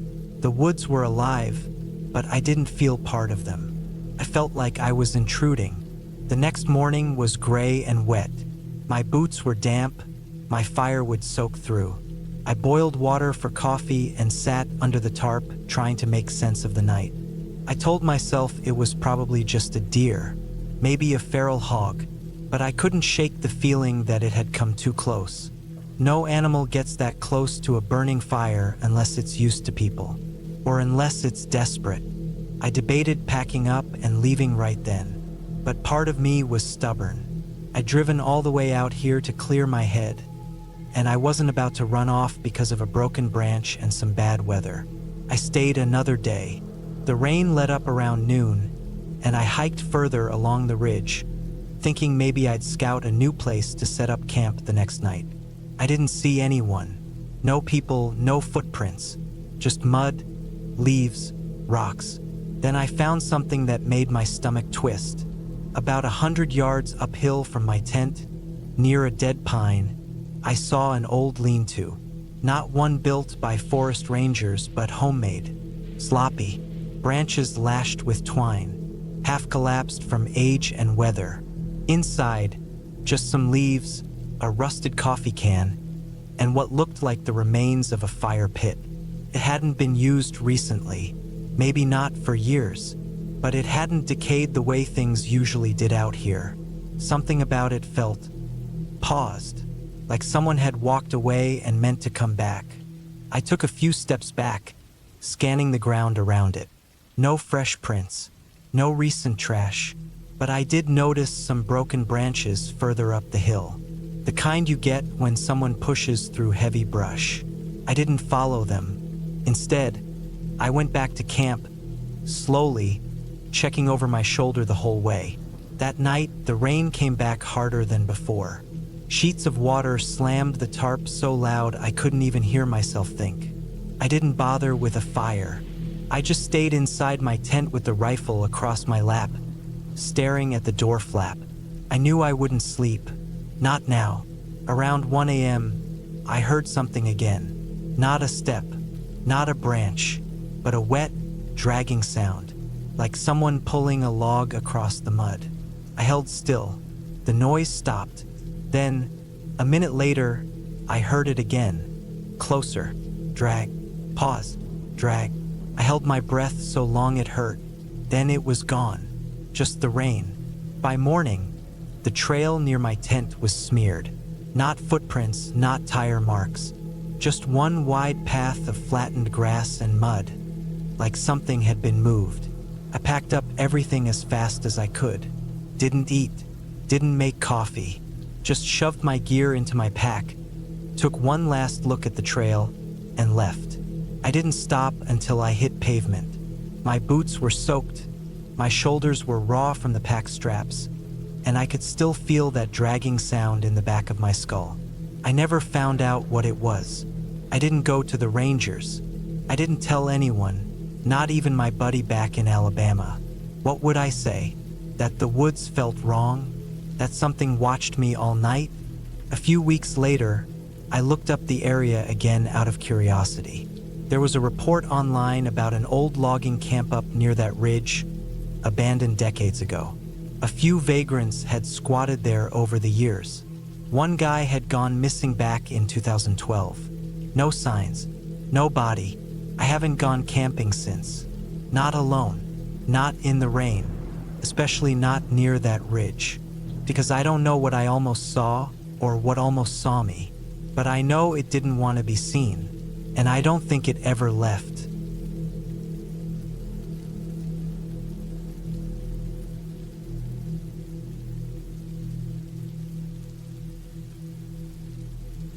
I was 36 when I decided to take a solo camping trip through northern Utah. It was late August 2014. I had been working a desk job in Salt Lake City for almost 9 years, spending too many hours staring at spreadsheets and avoiding sunlight. I had started to feel like a passenger in my own body, like I was watching myself live a life I didn't really choose. I needed a break. No phones, no screens, just me, a backpack, and the quiet of nature. I planned a 4-day loop through a lesser-known trail system east of Ogden. I found it online through a hiking forum where people share hidden gem routes. One user had posted about a rugged section that looped around a remote ridge and connected several old campsites. It was described as overgrown but doable with a map and compass. That sounded perfect. Less people, more peace. I packed everything I'd need: tent, stove, food, water filter, extra socks, and a detailed topographic map printed on waterproof paper. I marked a route with red pencil and folded it to fit in my coat pocket. I also carried a small notebook, something I'd gotten in the habit of doing after a therapist suggested writing things down when I got anxious. I wasn't expecting to use it, but it was there, just in case. Day 1 went as planned. I parked my car at a small gravel lot near an old trailhead, locked everything inside, and set off into the woods. The path wound through pines and aspen, rising steadily uphill. The weather was warm, not too hot, and the only sounds were birds, the breeze, and the crunch of my boots on the dirt. I passed a couple other hikers early on, older folks with walking poles, and then nothing but trees for hours. I made camp near a small creek and boiled some noodles on my stove. There were mosquitoes, but nothing unbearable. I wrote a few lines in the notebook, mostly just to remind myself where I'd set up. I fell asleep to the sound of water trickling over rocks. Day 2, I pushed deeper into the forest, where the trail began to get narrower. I followed the route I'd marked carefully, using the compass to keep myself oriented. Around midday, I came across an old campsite with a rusty fire ring and a broken bench made from logs. I took a short break there, snacked on some trail mix, and continued. The trees got denser after that, and the sunlight faded into long green shadows. The ground turned soft and uneven, like it hadn't been walked on in years. I started to wonder how often people actually came through here. The map still matched my surroundings, but it didn't say anything about the sudden drop-off I hit late in the afternoon. a steep slope that dropped into a narrow valley I hadn't noticed before. I stopped and pulled out the map. I was still on track, technically. The line I'd marked veered close to this dip in the terrain, but the contours made it hard to see how steep it really was. I had two choices: backtrack and camp higher up where it was flat, or follow the slope down and cut through the valley, which would meet the trail again on the other side. I decided to go down. It didn't look that bad, just slow. Halfway down, the slope got worse. Loose soil slid under my boots and I slipped more than once, landing hard and getting dirt in my sleeves and collar. Branches whipped at my face, and I had to grab at roots to keep myself steady. It took almost an hour to reach the bottom, where I finally found flat ground. I stood there, sweating and irritated, breathing heavily. The floor of the valley was narrow and shaded, full of fallen trees and moss. It smelled damp, like old leaves. I looked up to see how far I'd come and realized how steep the sides really were. Climbing back up would be hell. I kept moving forward, looking for the spot where the trail reconnected, but everything down there looked the same: gray bark, green moss, brown dirt. After another 20 minutes of searching, I realized something was off. I pulled out the map again, trying to match what I saw to the lines on paper, but nothing looked right. I couldn't find any of the markers or features I'd noted earlier. No large boulder, no fork in the trail, no sign of the ridge I was supposed to be climbing toward. I turned around to go back the way I came, but I couldn't even figure out which direction that was. Every side of the valley looked identical. That's when I started to feel it, that slow, sinking feeling in your gut when you realize you've made a serious mistake. I wasn't panicking yet, but I knew I needed to be careful. I checked my compass again and tried to walk north, thinking that would put me back on course.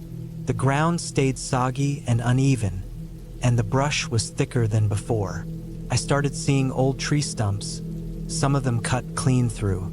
There had clearly been logging here probably decades ago. I pushed through undergrowth and climbed over trunks, looking for anything that resembled a trail. Then I saw something strange.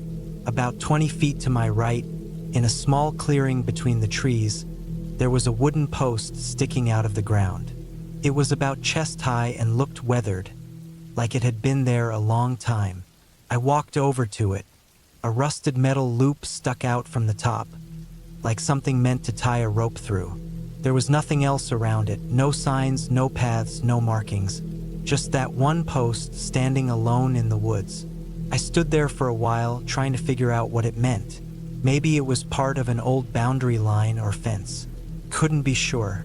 I moved on, but I kept glancing back at it. It didn't feel right. I walked for what felt like another hour, trying to climb the valley wall again. It was slow going.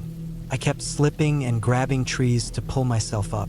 The sun was dropping lower, and I still hadn't found the trail. I needed to stop and set up camp before it got dark. I found a semi-flat patch of dirt behind some rocks and pitched my tent there. I was too tired to cook, so I just ate an energy bar and drank from my filtered bottle. I made a note in the notebook about the strange post and where I thought I was, then zipped into my sleeping bag and tried to sleep. But I couldn't. The woods around me felt too quiet. Normally, you hear little things, crickets, frogs, rustling leaves. But that night, it was silent. Not peaceful silent, dead silent. The kind that makes your ears ring. I lay there for hours, staring at the tent ceiling, listening to the silence. I kept thinking about the post and wondering who had put it there, and why. I didn't remember seeing anything like that on the map. I didn't remember anyone on the forum mentioning old logging markers. Eventually, sometime past midnight, I dozed off. I woke up before sunrise to a strange sound. It wasn't loud, but it was sharp and distinct, like wood cracking. Not the natural kind, like a tree swaying. This was short, deliberate. I sat up and listened. Came again. Snap. Then again. A few steps away in the trees. I grabbed my flashlight and unzipped the tent slowly. I scanned the woods. Nothing. just trees and low fog. I didn't see anything move, but I felt like something had. I didn't wait around. I packed everything up in a rush and started moving again, trying to get back on high ground. I walked fast, barely stopping, using the compass to stay north. I kept looking over my shoulder, even though I knew it was stupid. Just before noon, I found a piece of trail tape tied to a branch, neon pink, fluttering in the wind. My heart jumped. I followed it and found another one, then another. Eventually, the brush cleared out and I stepped back onto a dirt trail, narrow but real. Not the one I'd started on, but close enough. I followed it uphill for what felt like hours. Late that afternoon, I saw something up ahead, a structure hidden partially behind trees. As I got closer, I realized it was a small hunting shack or cabin. Old, made from gray wood with a sagging roof and no windows. I approached it slowly. The door was cracked open. I didn't go inside. There were signs of recent activity. Footprints in the dirt, a soda can lying near the door, a pair of boot tracks leading away from the shack and disappearing into the trees. I didn't want to meet whoever stayed there. I marked the location in my notebook and kept walking. Fast. I didn't stop until the sun was almost gone. I made camp farther up the ridge, on open ground with wide views in every direction. That night, I finally heard normal sounds again. Bugs, wind, distant owls. I felt like I was out of whatever weird pocket I had fallen into. The next morning, I found my way back to the original trail. I recognized a fork in the path and followed it downhill until I saw the gravel lot and my car. I didn't even stop to rest. I unlocked the door, threw my gear in the back, and drove until I hit pavement. I didn't feel fully relaxed until I was back on the freeway. I never posted about that trail online.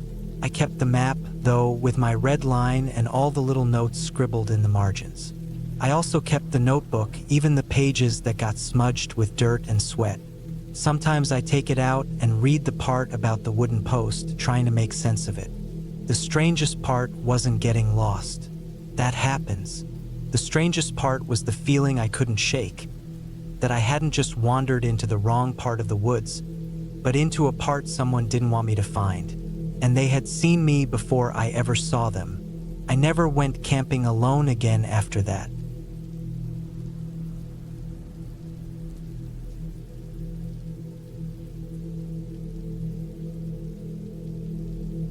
I always thought solo camping would help clear my head. That's why I started doing it in the first place, just a way to get away from everything. I'd been working in an auto shop in Phoenix for 8 years by then, and it wasn't bad work, but it wore on me. The days were loud, hot, and full of grease, and I was tired of sweating under car hoods while pretending to care about whatever someone had Googled about their engine light. So once every month or two, I packed up my gear and drove north. I liked places where my phone didn't work, where I didn't hear tires screeching or people arguing. I liked it better when the only sounds were trees creaking in the wind or my boots crunching dirt. That October, I planned a 3-day solo trip to the Sitgreaves National Forest. I'd gone once before with a buddy and liked how isolated it felt. Not too touristy, long stretches of gravel roads and endless trees. It had rained the week before, so I figured it'd be cool and quiet, just the way I liked it. I loaded my gear into my truck early Thursday morning. Tent, sleeping bag, gas stove, lanterns, food, water, and a few extras. I had this old military surplus map of the area too, really detailed stuff, down to old trails and logging roads that don't show up online. It was more useful than my GPS out there, so I kept it close. I left around 6 a.m. from the city, stopped once for gas and coffee, and then drove the rest of the way in silence. When I reached the forest boundary, I switched to 4-wheel drive and started crawling over dirt roads. My plan was to find a small clearing I'd marked the last time, about 5 miles down an overgrown trail that used to be a Forest Service route but hadn't been maintained in years. I found the turnoff, drove in slowly, scraping past brush and ducking under low branches. Eventually, I saw the same rock formation I remembered, two narrow slabs leaning together like a crooked tent. Just past that was a flat, open space surrounded by trees. I parked and killed the engine. Everything went quiet, not even birds, just the distant whisper of wind through the branches. I set up camp quickly, pitched the tent, unrolled the sleeping bag, gathered firewood. The sun was already getting low, and the air turned sharp and chilly as it dropped. I had my fire going before dark and heated up a can of stew. That first night was peaceful, cold, but peaceful. I read by lantern light for a while and then climbed into my sleeping bag. The first weird thing happened the next morning. I'd gone for a hike around mid-morning, following a ridge I'd seen on the map. It wasn't too far, maybe a mile or two, but it gave me a good view of the forest and helped me get a sense of my surroundings. I brought my compass and a small day pack with snacks, water, and a cheap field knife. I didn't think I needed much. I stayed out for about 2 hours, then looped back toward camp. Everything looked normal. My truck was where I left it, my fire pit was cold, tent still standing. Nothing seemed off except my map was gone. I always kept it folded up inside the mesh pocket of my tent. I put it there the night before, but when I checked, the pocket was empty. I looked around the tent, then in my pack, then under my sleeping bag. I thought maybe I'd moved it and forgot, but it was just gone. I even walked around the site thinking maybe it had blown out and gotten stuck on a branch or something. But there was no wind that night, and I never saw a scrap of paper. I told myself I must have dropped it somewhere during the hike. I was annoyed, but not worried. I had a decent mental image of the area, and it wasn't like I was venturing too far from camp anyway. Still, it bugged me. That night, I didn't sleep as easily. I kept thinking about that map and where it could have gone. Part of me felt like I didn't lose it, like someone had taken it. But I pushed that thought down because it didn't make any sense. The second night was colder. I kept the fire burning longer and stayed up a while, just staring at the flames and listening. I still didn't hear much, just the normal stuff. Twigs snapping, trees shifting, maybe a few small animals moving through the brush. Around 1 a.m., I woke up needing to piss. I crawled out of my sleeping bag, threw on my jacket, and stepped outside with a flashlight. I walked a few yards from the tent, did my business, then paused a second to look around. That's when I noticed something in the dirt near the edge of the clearing. A line, like someone had dragged something across the ground. I pointed the flashlight at it. The line started maybe 30 feet from my tent and curved around toward the trees. I followed it with the light. It wasn't a clean drag. It looked like something heavy had been pulled, catching on roots and rocks. No clear footprints nearby, just that groove. I walked over to it, still half asleep. The line stopped near a tree, then vanished into thicker brush. I stood there for a long minute, flashlight flicking between the dirt and the trees. Everything was still. The only sound was the wind. I didn't hear any animals, no insects. That silence felt heavy. I turned around and went back to the tent, zipped it shut, and didn't fall asleep again for a long time. The next morning, I debated leaving early. I kept telling myself I was being paranoid. It's a forest, I thought. There's animals, fallen limbs, wind, erosion, all sorts of things that make weird lines in the dirt. But that didn't explain the missing map. I still couldn't shake that. I decided to do one last hike before I packed up, just a short loop toward a nearby creek. I brought my small day pack again, this time including a heavier knife I kept in the truck. I also tucked in a flare gun from my emergency kit, just in case. I didn't think I'd need it, but after a weird night, it felt better to be cautious. The hike took me away from the clearing and deeper into the trees. The air was cold and damp. Everything was quieter than I remembered, even for a forest. No birds, no insects. Just my own breathing and the sound of my boots crunching dirt and leaves. I reached the creek around noon. It was low, trickling over rocks, but clean. I filled one bottle and sat down on a flat stone. I didn't stay long. Something felt wrong. Not fear exactly, more like the sense that I wasn't alone. I kept checking behind me, scanning the trees. Nothing moved, but that feeling stuck. So I stood up, slung my pack over my shoulder, and started heading back. I took a slightly different route on the return. That's when I saw it. About 30 yards off the trail, in a patch of thinning trees, was a small pile of rocks. Not natural ones. These were stacked, carefully, like someone had taken the time to make a little tower. On top of the rocks, folded neatly, was my map. I stared at it for a long time. No part of me wanted to go near it, but I did. I moved slowly, scanning the woods as I walked. When I reached the pile, I didn't touch the map right away. I knelt down, looked at the rocks, at the ground around it. There were faint footprints, not boots, bare feet. Narrow, thin, almost delicate, but clearly human. They circled the pile once and then vanished back into the trees. I took the map. It was damp and smelled faintly of dirt, but otherwise fine. I didn't refold it. I stuffed it into my jacket pocket and turned around. I walked fast, not quite running, but close. I kept checking over my shoulder. I didn't see anyone, but I knew then that someone else had been in the forest with me. Someone who'd come into my camp, taken my map, and left it like some kind of offering or warning. Back at camp, I didn't waste time. I tore down the tent, packed everything, tossed gear into the truck with no care for order. I left some things behind, my folding chair, part of the firewood, even my book. I didn't want to stay another minute. I started the engine, backed out of the clearing, and drove hard down the trail, branches screeching against the paint. I didn't stop until I hit paved road. I pulled over once I had signal, texted a buddy to say I was coming back early, then kept driving until I reached a small motel south of Flagstaff.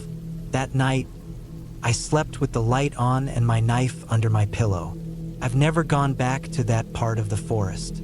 I still camp sometimes, but never alone. And I never leave anything outside my tent.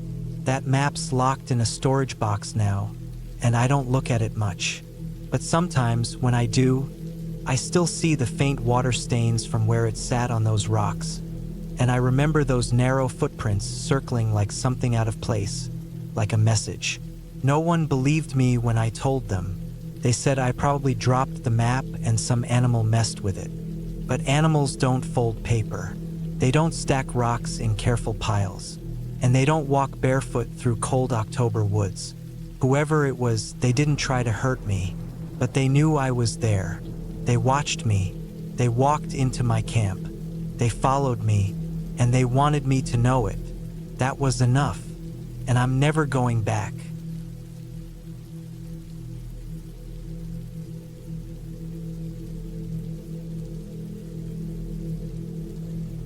It was October 2016 when I decided to take a solo hunting trip up to northern Idaho. I was 31 at the time, living in Spokane, Washington, working long shifts at a metal fabrication shop. Hunting was something I'd grown up doing with my dad and uncles, but over the years, after Dad passed, I started going alone. There was something about the silence of the woods, the clean air, the focus it took to track and wait. It was a way for me to switch off from all the noise back in town. This trip was a bit last minute.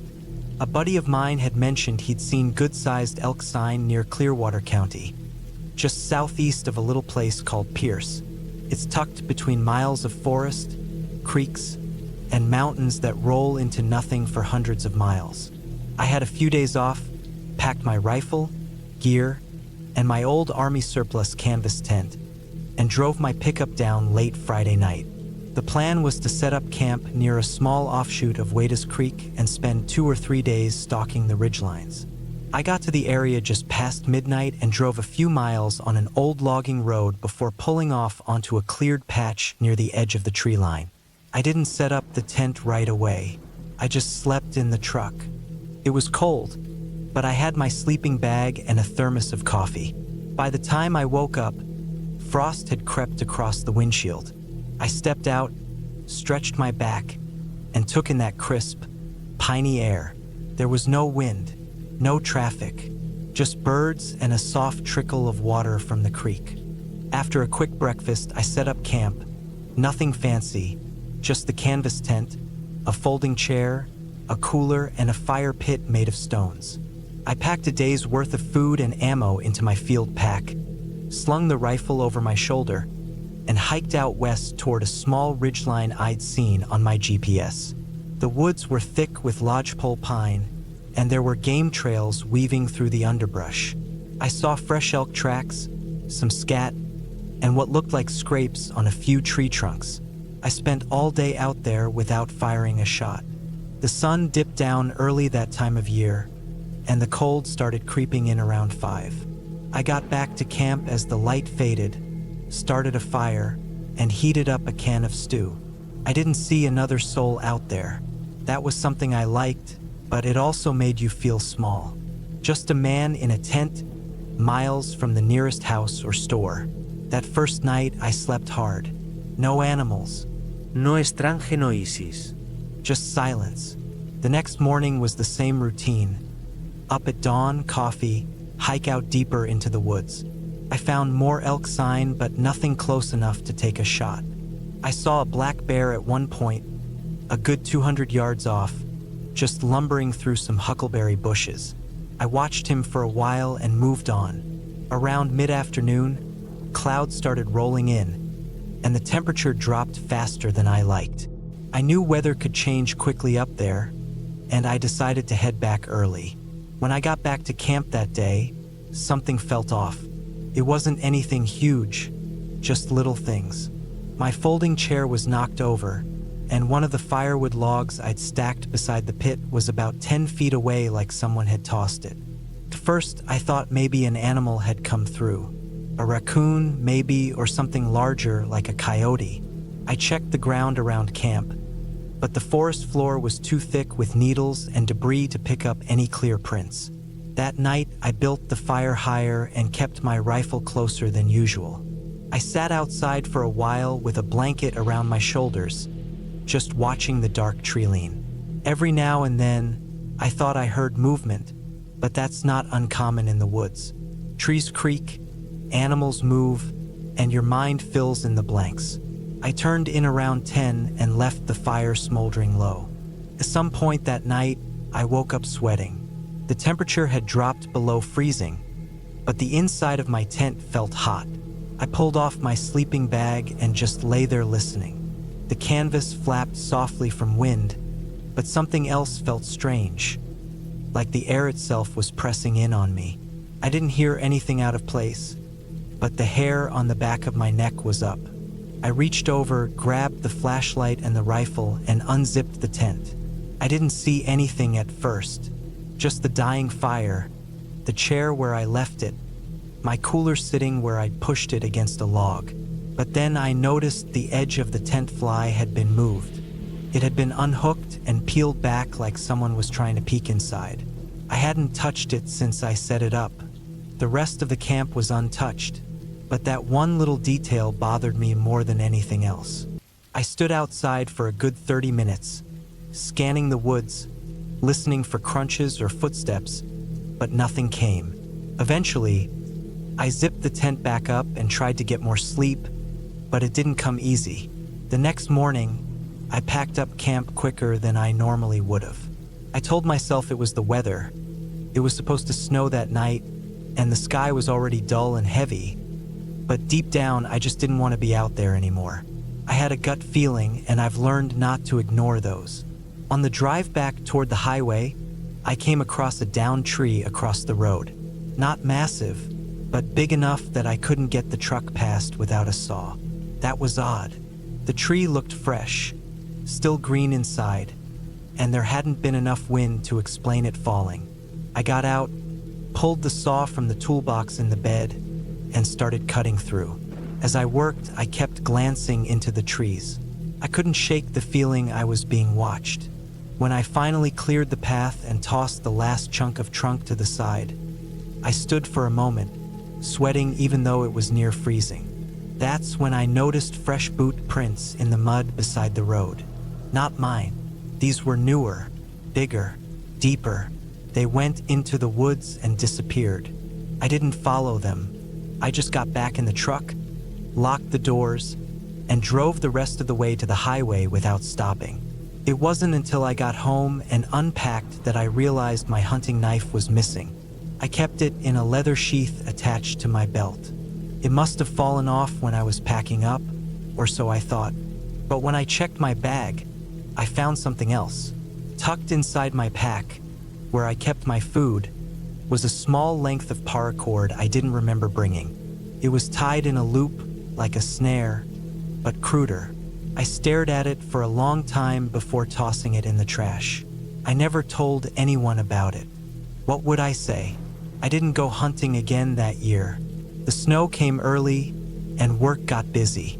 But even now, years later, I still think about that trip. The way that flap was pulled back.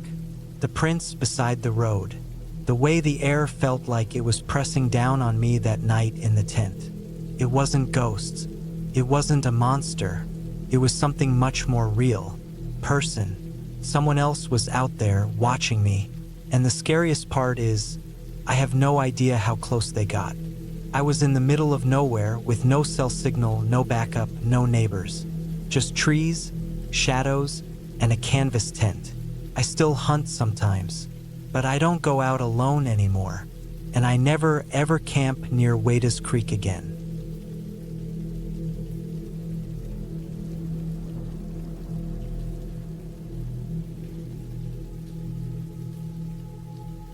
It was the summer of 2006.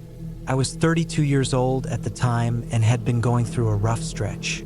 I just moved out of a long relationship, and everything in my apartment reminded me of the life I thought I'd built with someone. I needed space. I needed silence. So I packed my old Toyota pickup with camping gear, a cooler, and my rifle, and I headed out to Oregon's backcountry for a few days of peace, and air so clean it felt sharp in your lungs. I didn't have a specific place in mind. I'd done this kind of solo trip a few times before, and I knew how to find a decent spot. I took a series of Forest Service roads just past the Deschutes National Forest, north of La Pine. I passed a couple of trailheads and a few scattered campsites before veering off onto a narrow dirt road that seemed forgotten. It wasn't on any of my maps. There were no signs. The trees were thick here, mostly pines and firs. Moss hung from some of them like they hadn't been touched in decades. The road got rough, full of dips and small rocks. My tires kicked up clouds of dry dust that hung in the still air behind me. After maybe 45 minutes of slow crawling, I found a clearing. It wasn't anything special, but it was flat, secluded, and silent. It sat about 20 yards off the road, shielded by dense trees on three sides, with the last side opening slightly downhill toward a dry stream bed. There was no cell signal. No noise. No one else. That was the appeal. I killed the engine and just sat there for a few minutes, listening to the ticking of the engine as it cooled down. I pitched my tent about 15 feet from the truck, facing the slope. I laid out my tarp, sleeping bag, and gear in practiced movements. I built a fire pit with some stones I found nearby, chopped some kindling from a dead log with the hatchet I kept in the truck, and got a fire going before the lights slipped away. As the sun dropped behind the trees, the air turned cool, then cold. I threw on a flannel shirt and a beanie and cracked open a beer from the cooler. I didn't have much of a plan. Just stay a couple of nights, read, maybe fish if I found a creek with water. I felt more peace in that first hour than I had in weeks. That night I slept fine. Not great, but fine. The kind of sleep where you drift in and out, half waking at every small rustle or gust of wind. The forest is alive even at night. You hear it. Branches creaking, needles falling, small animals moving through the brush. It never fully goes quiet, and that's normal. That's part of it. But in the early morning, around 4, I think, I woke up because it went silent. Completely. No wind. No small animals. Not even distant bird calls. That kind of silence in a forest is unnatural. It's the kind of quiet that makes you feel like you're being watched. I laid still in my bag, staring up at the roof of the tent. I could hear my own breathing. My heart beat loud in my ears. I stayed like that for a long while until a low gust picked up and the normal sounds gradually came back. I told myself it was nothing, just nerves, maybe. Maybe I was more tightly wound than I thought. The next day I wandered a bit. I followed the slope down past the dried stream bed and into some low brush. I found old tire tracks down there, faint but visible. It looked like someone had driven a four-wheeler or a dirt bike through the area at some point. Not recently, but not decades ago either. I didn't think much of it. People explore. Hunters pass through places like this all the time. Still, I kept my rifle slung over my shoulder even though I wasn't planning to use it that day. By the second night, I'd settled in. Made another fire, ate cold beans and crackers, watched the sky turn black above me. The stars out here were unreal. No light pollution. I could see the Milky Way stretching across the sky like a faint scar. I sat there until the fire burned low and the cold pushed me into my tent. But again, that same feeling hit me around 4 in the morning. This time, I wasn't asleep. I'd been tossing around in my bag, trying to get comfortable. 1 minute, I was listening to an owl in the trees. The next, the owl stopped and so did everything else. Just like the night before, dead silence. The kind that presses against your ears. I laid still again, muscles tight, skin cold even inside the bag. I waited for the wind, for a crack of branches, for anything. Then I heard footsteps, not from an animal, not four-legged. Slow, crunching steps on the forest floor, maybe 50 feet from the tent, somewhere near the dry stream bed. I could hear them because the rest of the forest had gone silent again. They weren't rushing, just slow, even steps. A pause, then another step, then nothing. I stayed in that bag until daylight. I didn't sleep. I didn't breathe heavy. I didn't move.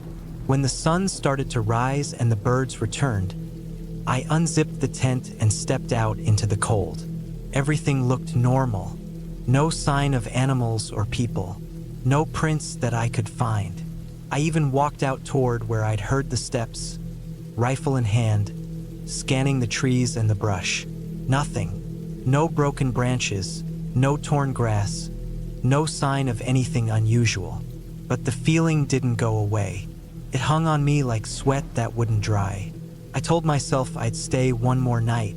I'd driven too far, and I didn't want to pack up just because of nerves.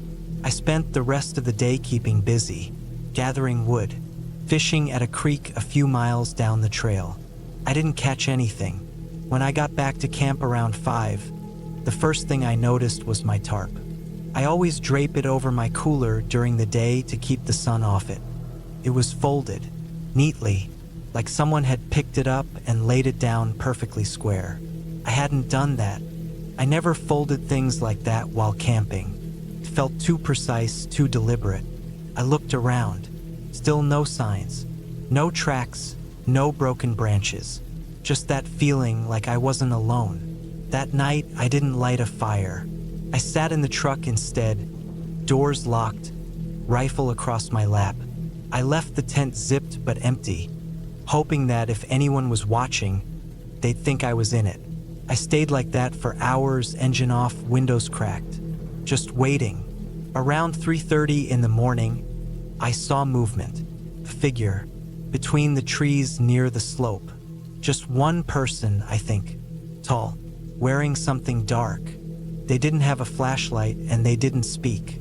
They stood for maybe a minute, just watching the tent. Then they turned and walked back into the trees, slow and steady, like they had all the time in the world. I didn't sleep that night either. When the sun came up, I didn't waste a second. I packed everything, threw it into the truck bed without folding or organizing. I didn't eat, didn't check the site, didn't look around. I just drove. Fast. Every bump in that old dirt road jarred my bones. But I didn't care. I wanted out. I wanted paved roads and other people. I drove straight to Bend and got a cheap motel for the night. Took the first hot shower I'd had in days. Locked the door. Double-checked the windows. I stayed there 2 nights just to let my nerves settle. A week later, I looked up news from that area. Nothing. No missing people, no crimes, no reports of strange activity. Just blank, boring normal. But I've camped for 20 years in all kinds of places, and I've never had a trip that felt like that. I don't know who that person was. Maybe a drifter. Maybe someone with a cabin deeper in the woods. Maybe someone who didn't like visitors. I never went back to that part of Oregon. And I never will. Some places don't want to be found. Some places watch you while you sleep. And if you feel that silence creeping in while you're out in the woods, if it gets too quiet, don't ignore it. Pack your things. Go home while you still can.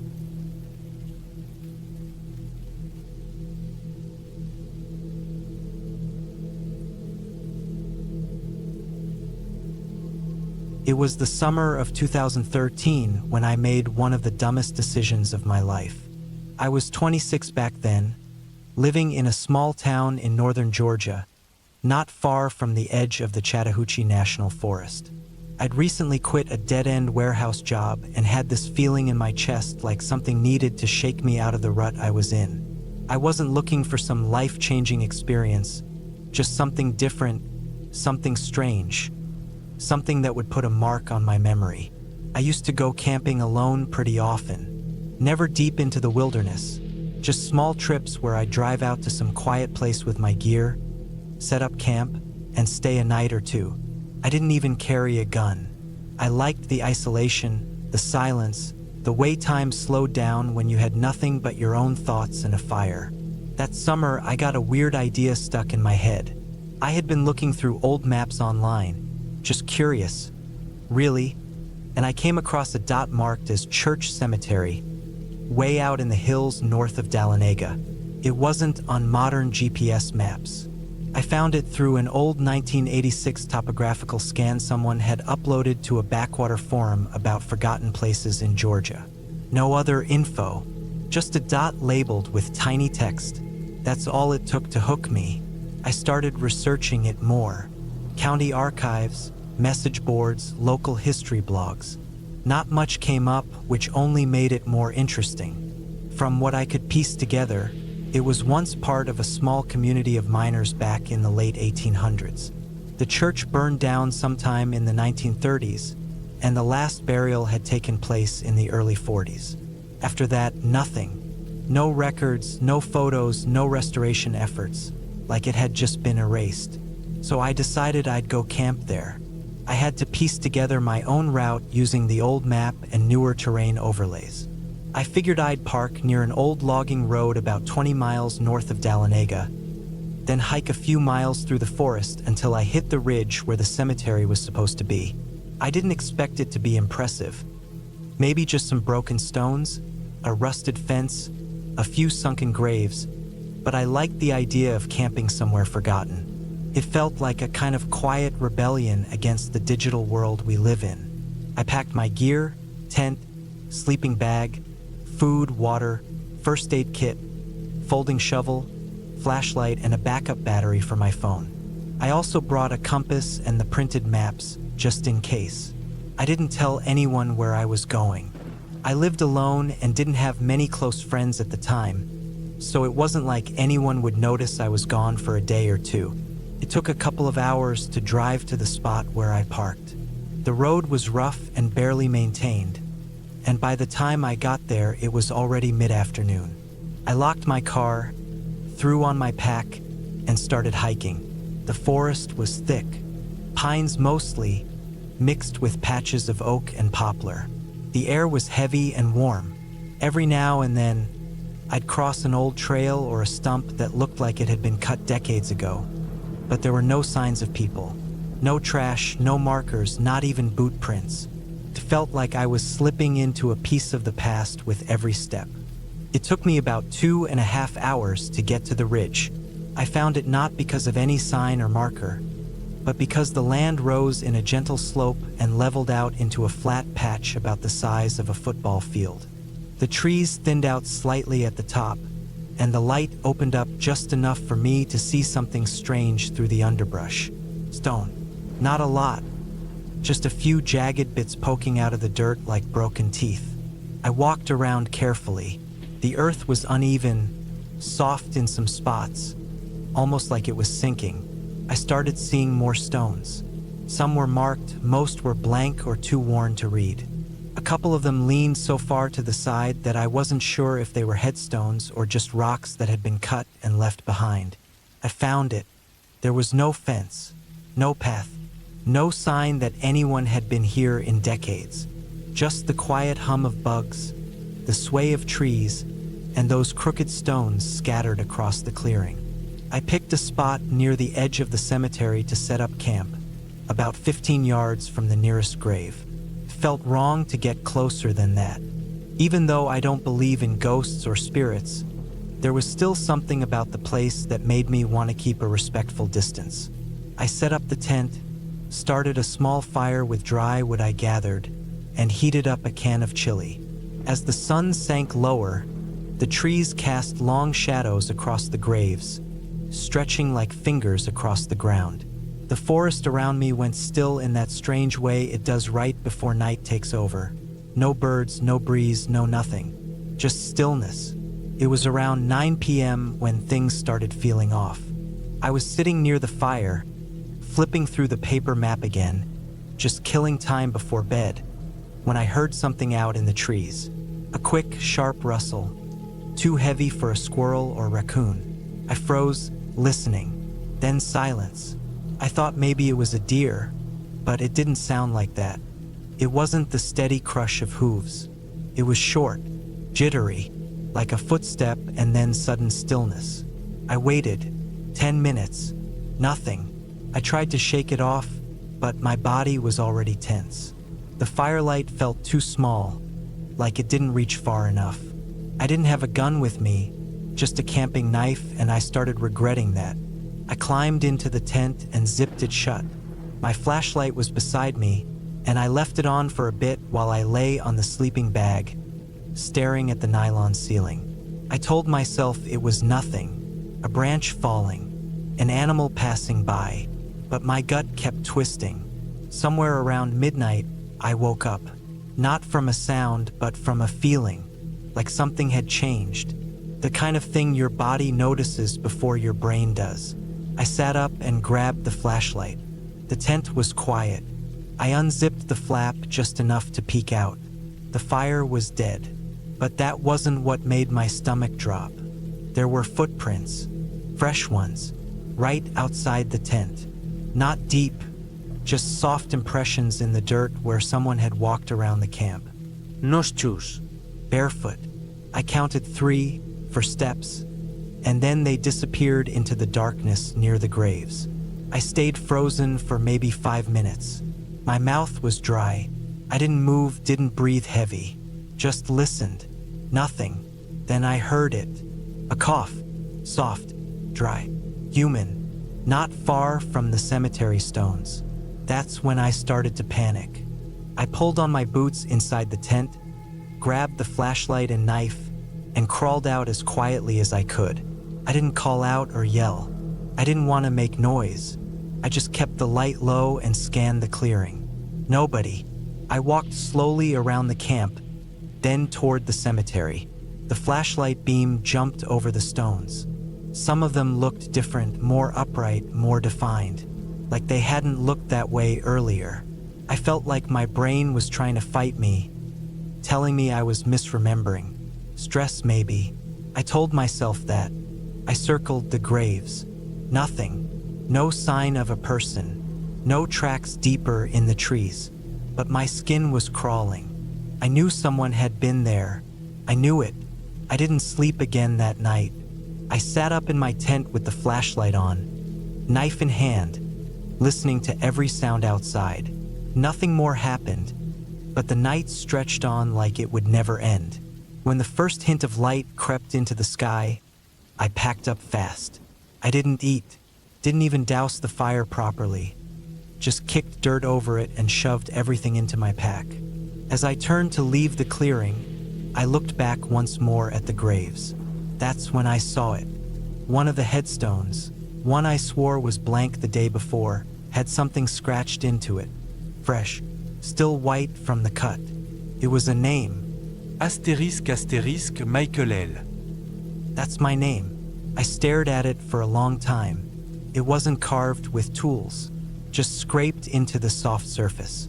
Jagged and shallow, like someone had done it with a rock or a knife. I backed away and started down the ridge without another glance. The hike back felt longer. Every sound in the forest made me jump. I didn't stop to rest, didn't stop for water. I reached my car just after 10 a.m., got inside, locked the doors, and drove home without saying a word. When I got back to my apartment, I took a long shower and sat in the living room staring at the wall for hours. I couldn't explain any of it. I still can't. I didn't report it. Who would I even report it to? What would I say? A few days later, I went back to the forum where I'd found the map. The post was gone. Deleted. The whole thread was wiped. No cached version. Nothing. I never found that cemetery on any other map again. Not online, not in the library, not even in the old records at the county office. It was like it had been buried all over again. I never went camping alone after that. I don't even hike anymore, and I sure as hell don't look at old maps. Because somewhere out there, in a forest where no one goes, there's a headstone with my name on it, and someone or something put it there while I slept.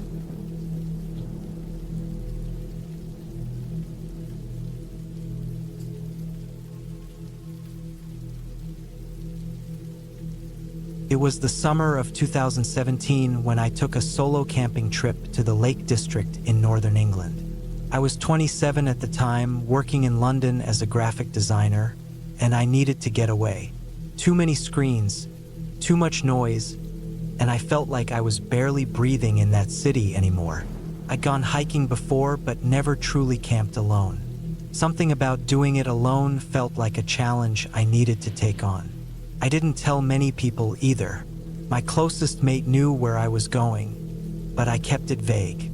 That felt important, like I wanted to disappear for a bit. I picked a spot near a lesser-known lake called Loweswater. It's not as touristy as Windermere or Derwentwater, and that's exactly why I chose it. Fewer people, fewer interruptions. Just the green hills, still waters, and thick silence. I took a train to Penrith, then a bus toward Cockermouth, and finally walked a couple of miles into the forest with a decent pack on my back and a basic one-person tent. The first night was fine. It was chilly even in July, and the air smelled like wet soil and pine needles. I found a flat patch of grass near the tree-line with a clear view of the lake below. I set up the tent, laid out my sleeping bag, and made a simple meal on a camping stove. I remember how quiet it was. Even the birds seemed to go silent after the sun dipped behind the hills. It was the kind of silence that pressed against your ears. I didn't sleep too well. Every little snap of a twig outside the tent felt loud and sharp. It wasn't fear, not exactly, just that I wasn't used to sleeping with only a thin layer of nylon between me and the woods. But I managed. The second day was clearer. I hiked up to the ridge and took some photos. I brought a disposable camera with me because I didn't want to stare at my phone. That day felt peaceful. I didn't see anyone else, not even at a distance. The trails were narrow and a little overgrown, and it felt like I had the whole place to myself. I was beginning to settle into it. That evening, something shifted.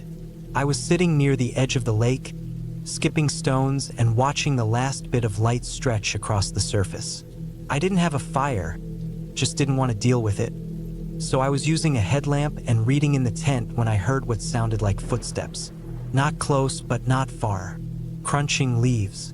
They moved slowly, like someone was trying not to make noise but wasn't doing a good job. First, I thought it could be a deer, Then I remembered I hadn't seen any signs of animals all day. No droppings, no prints.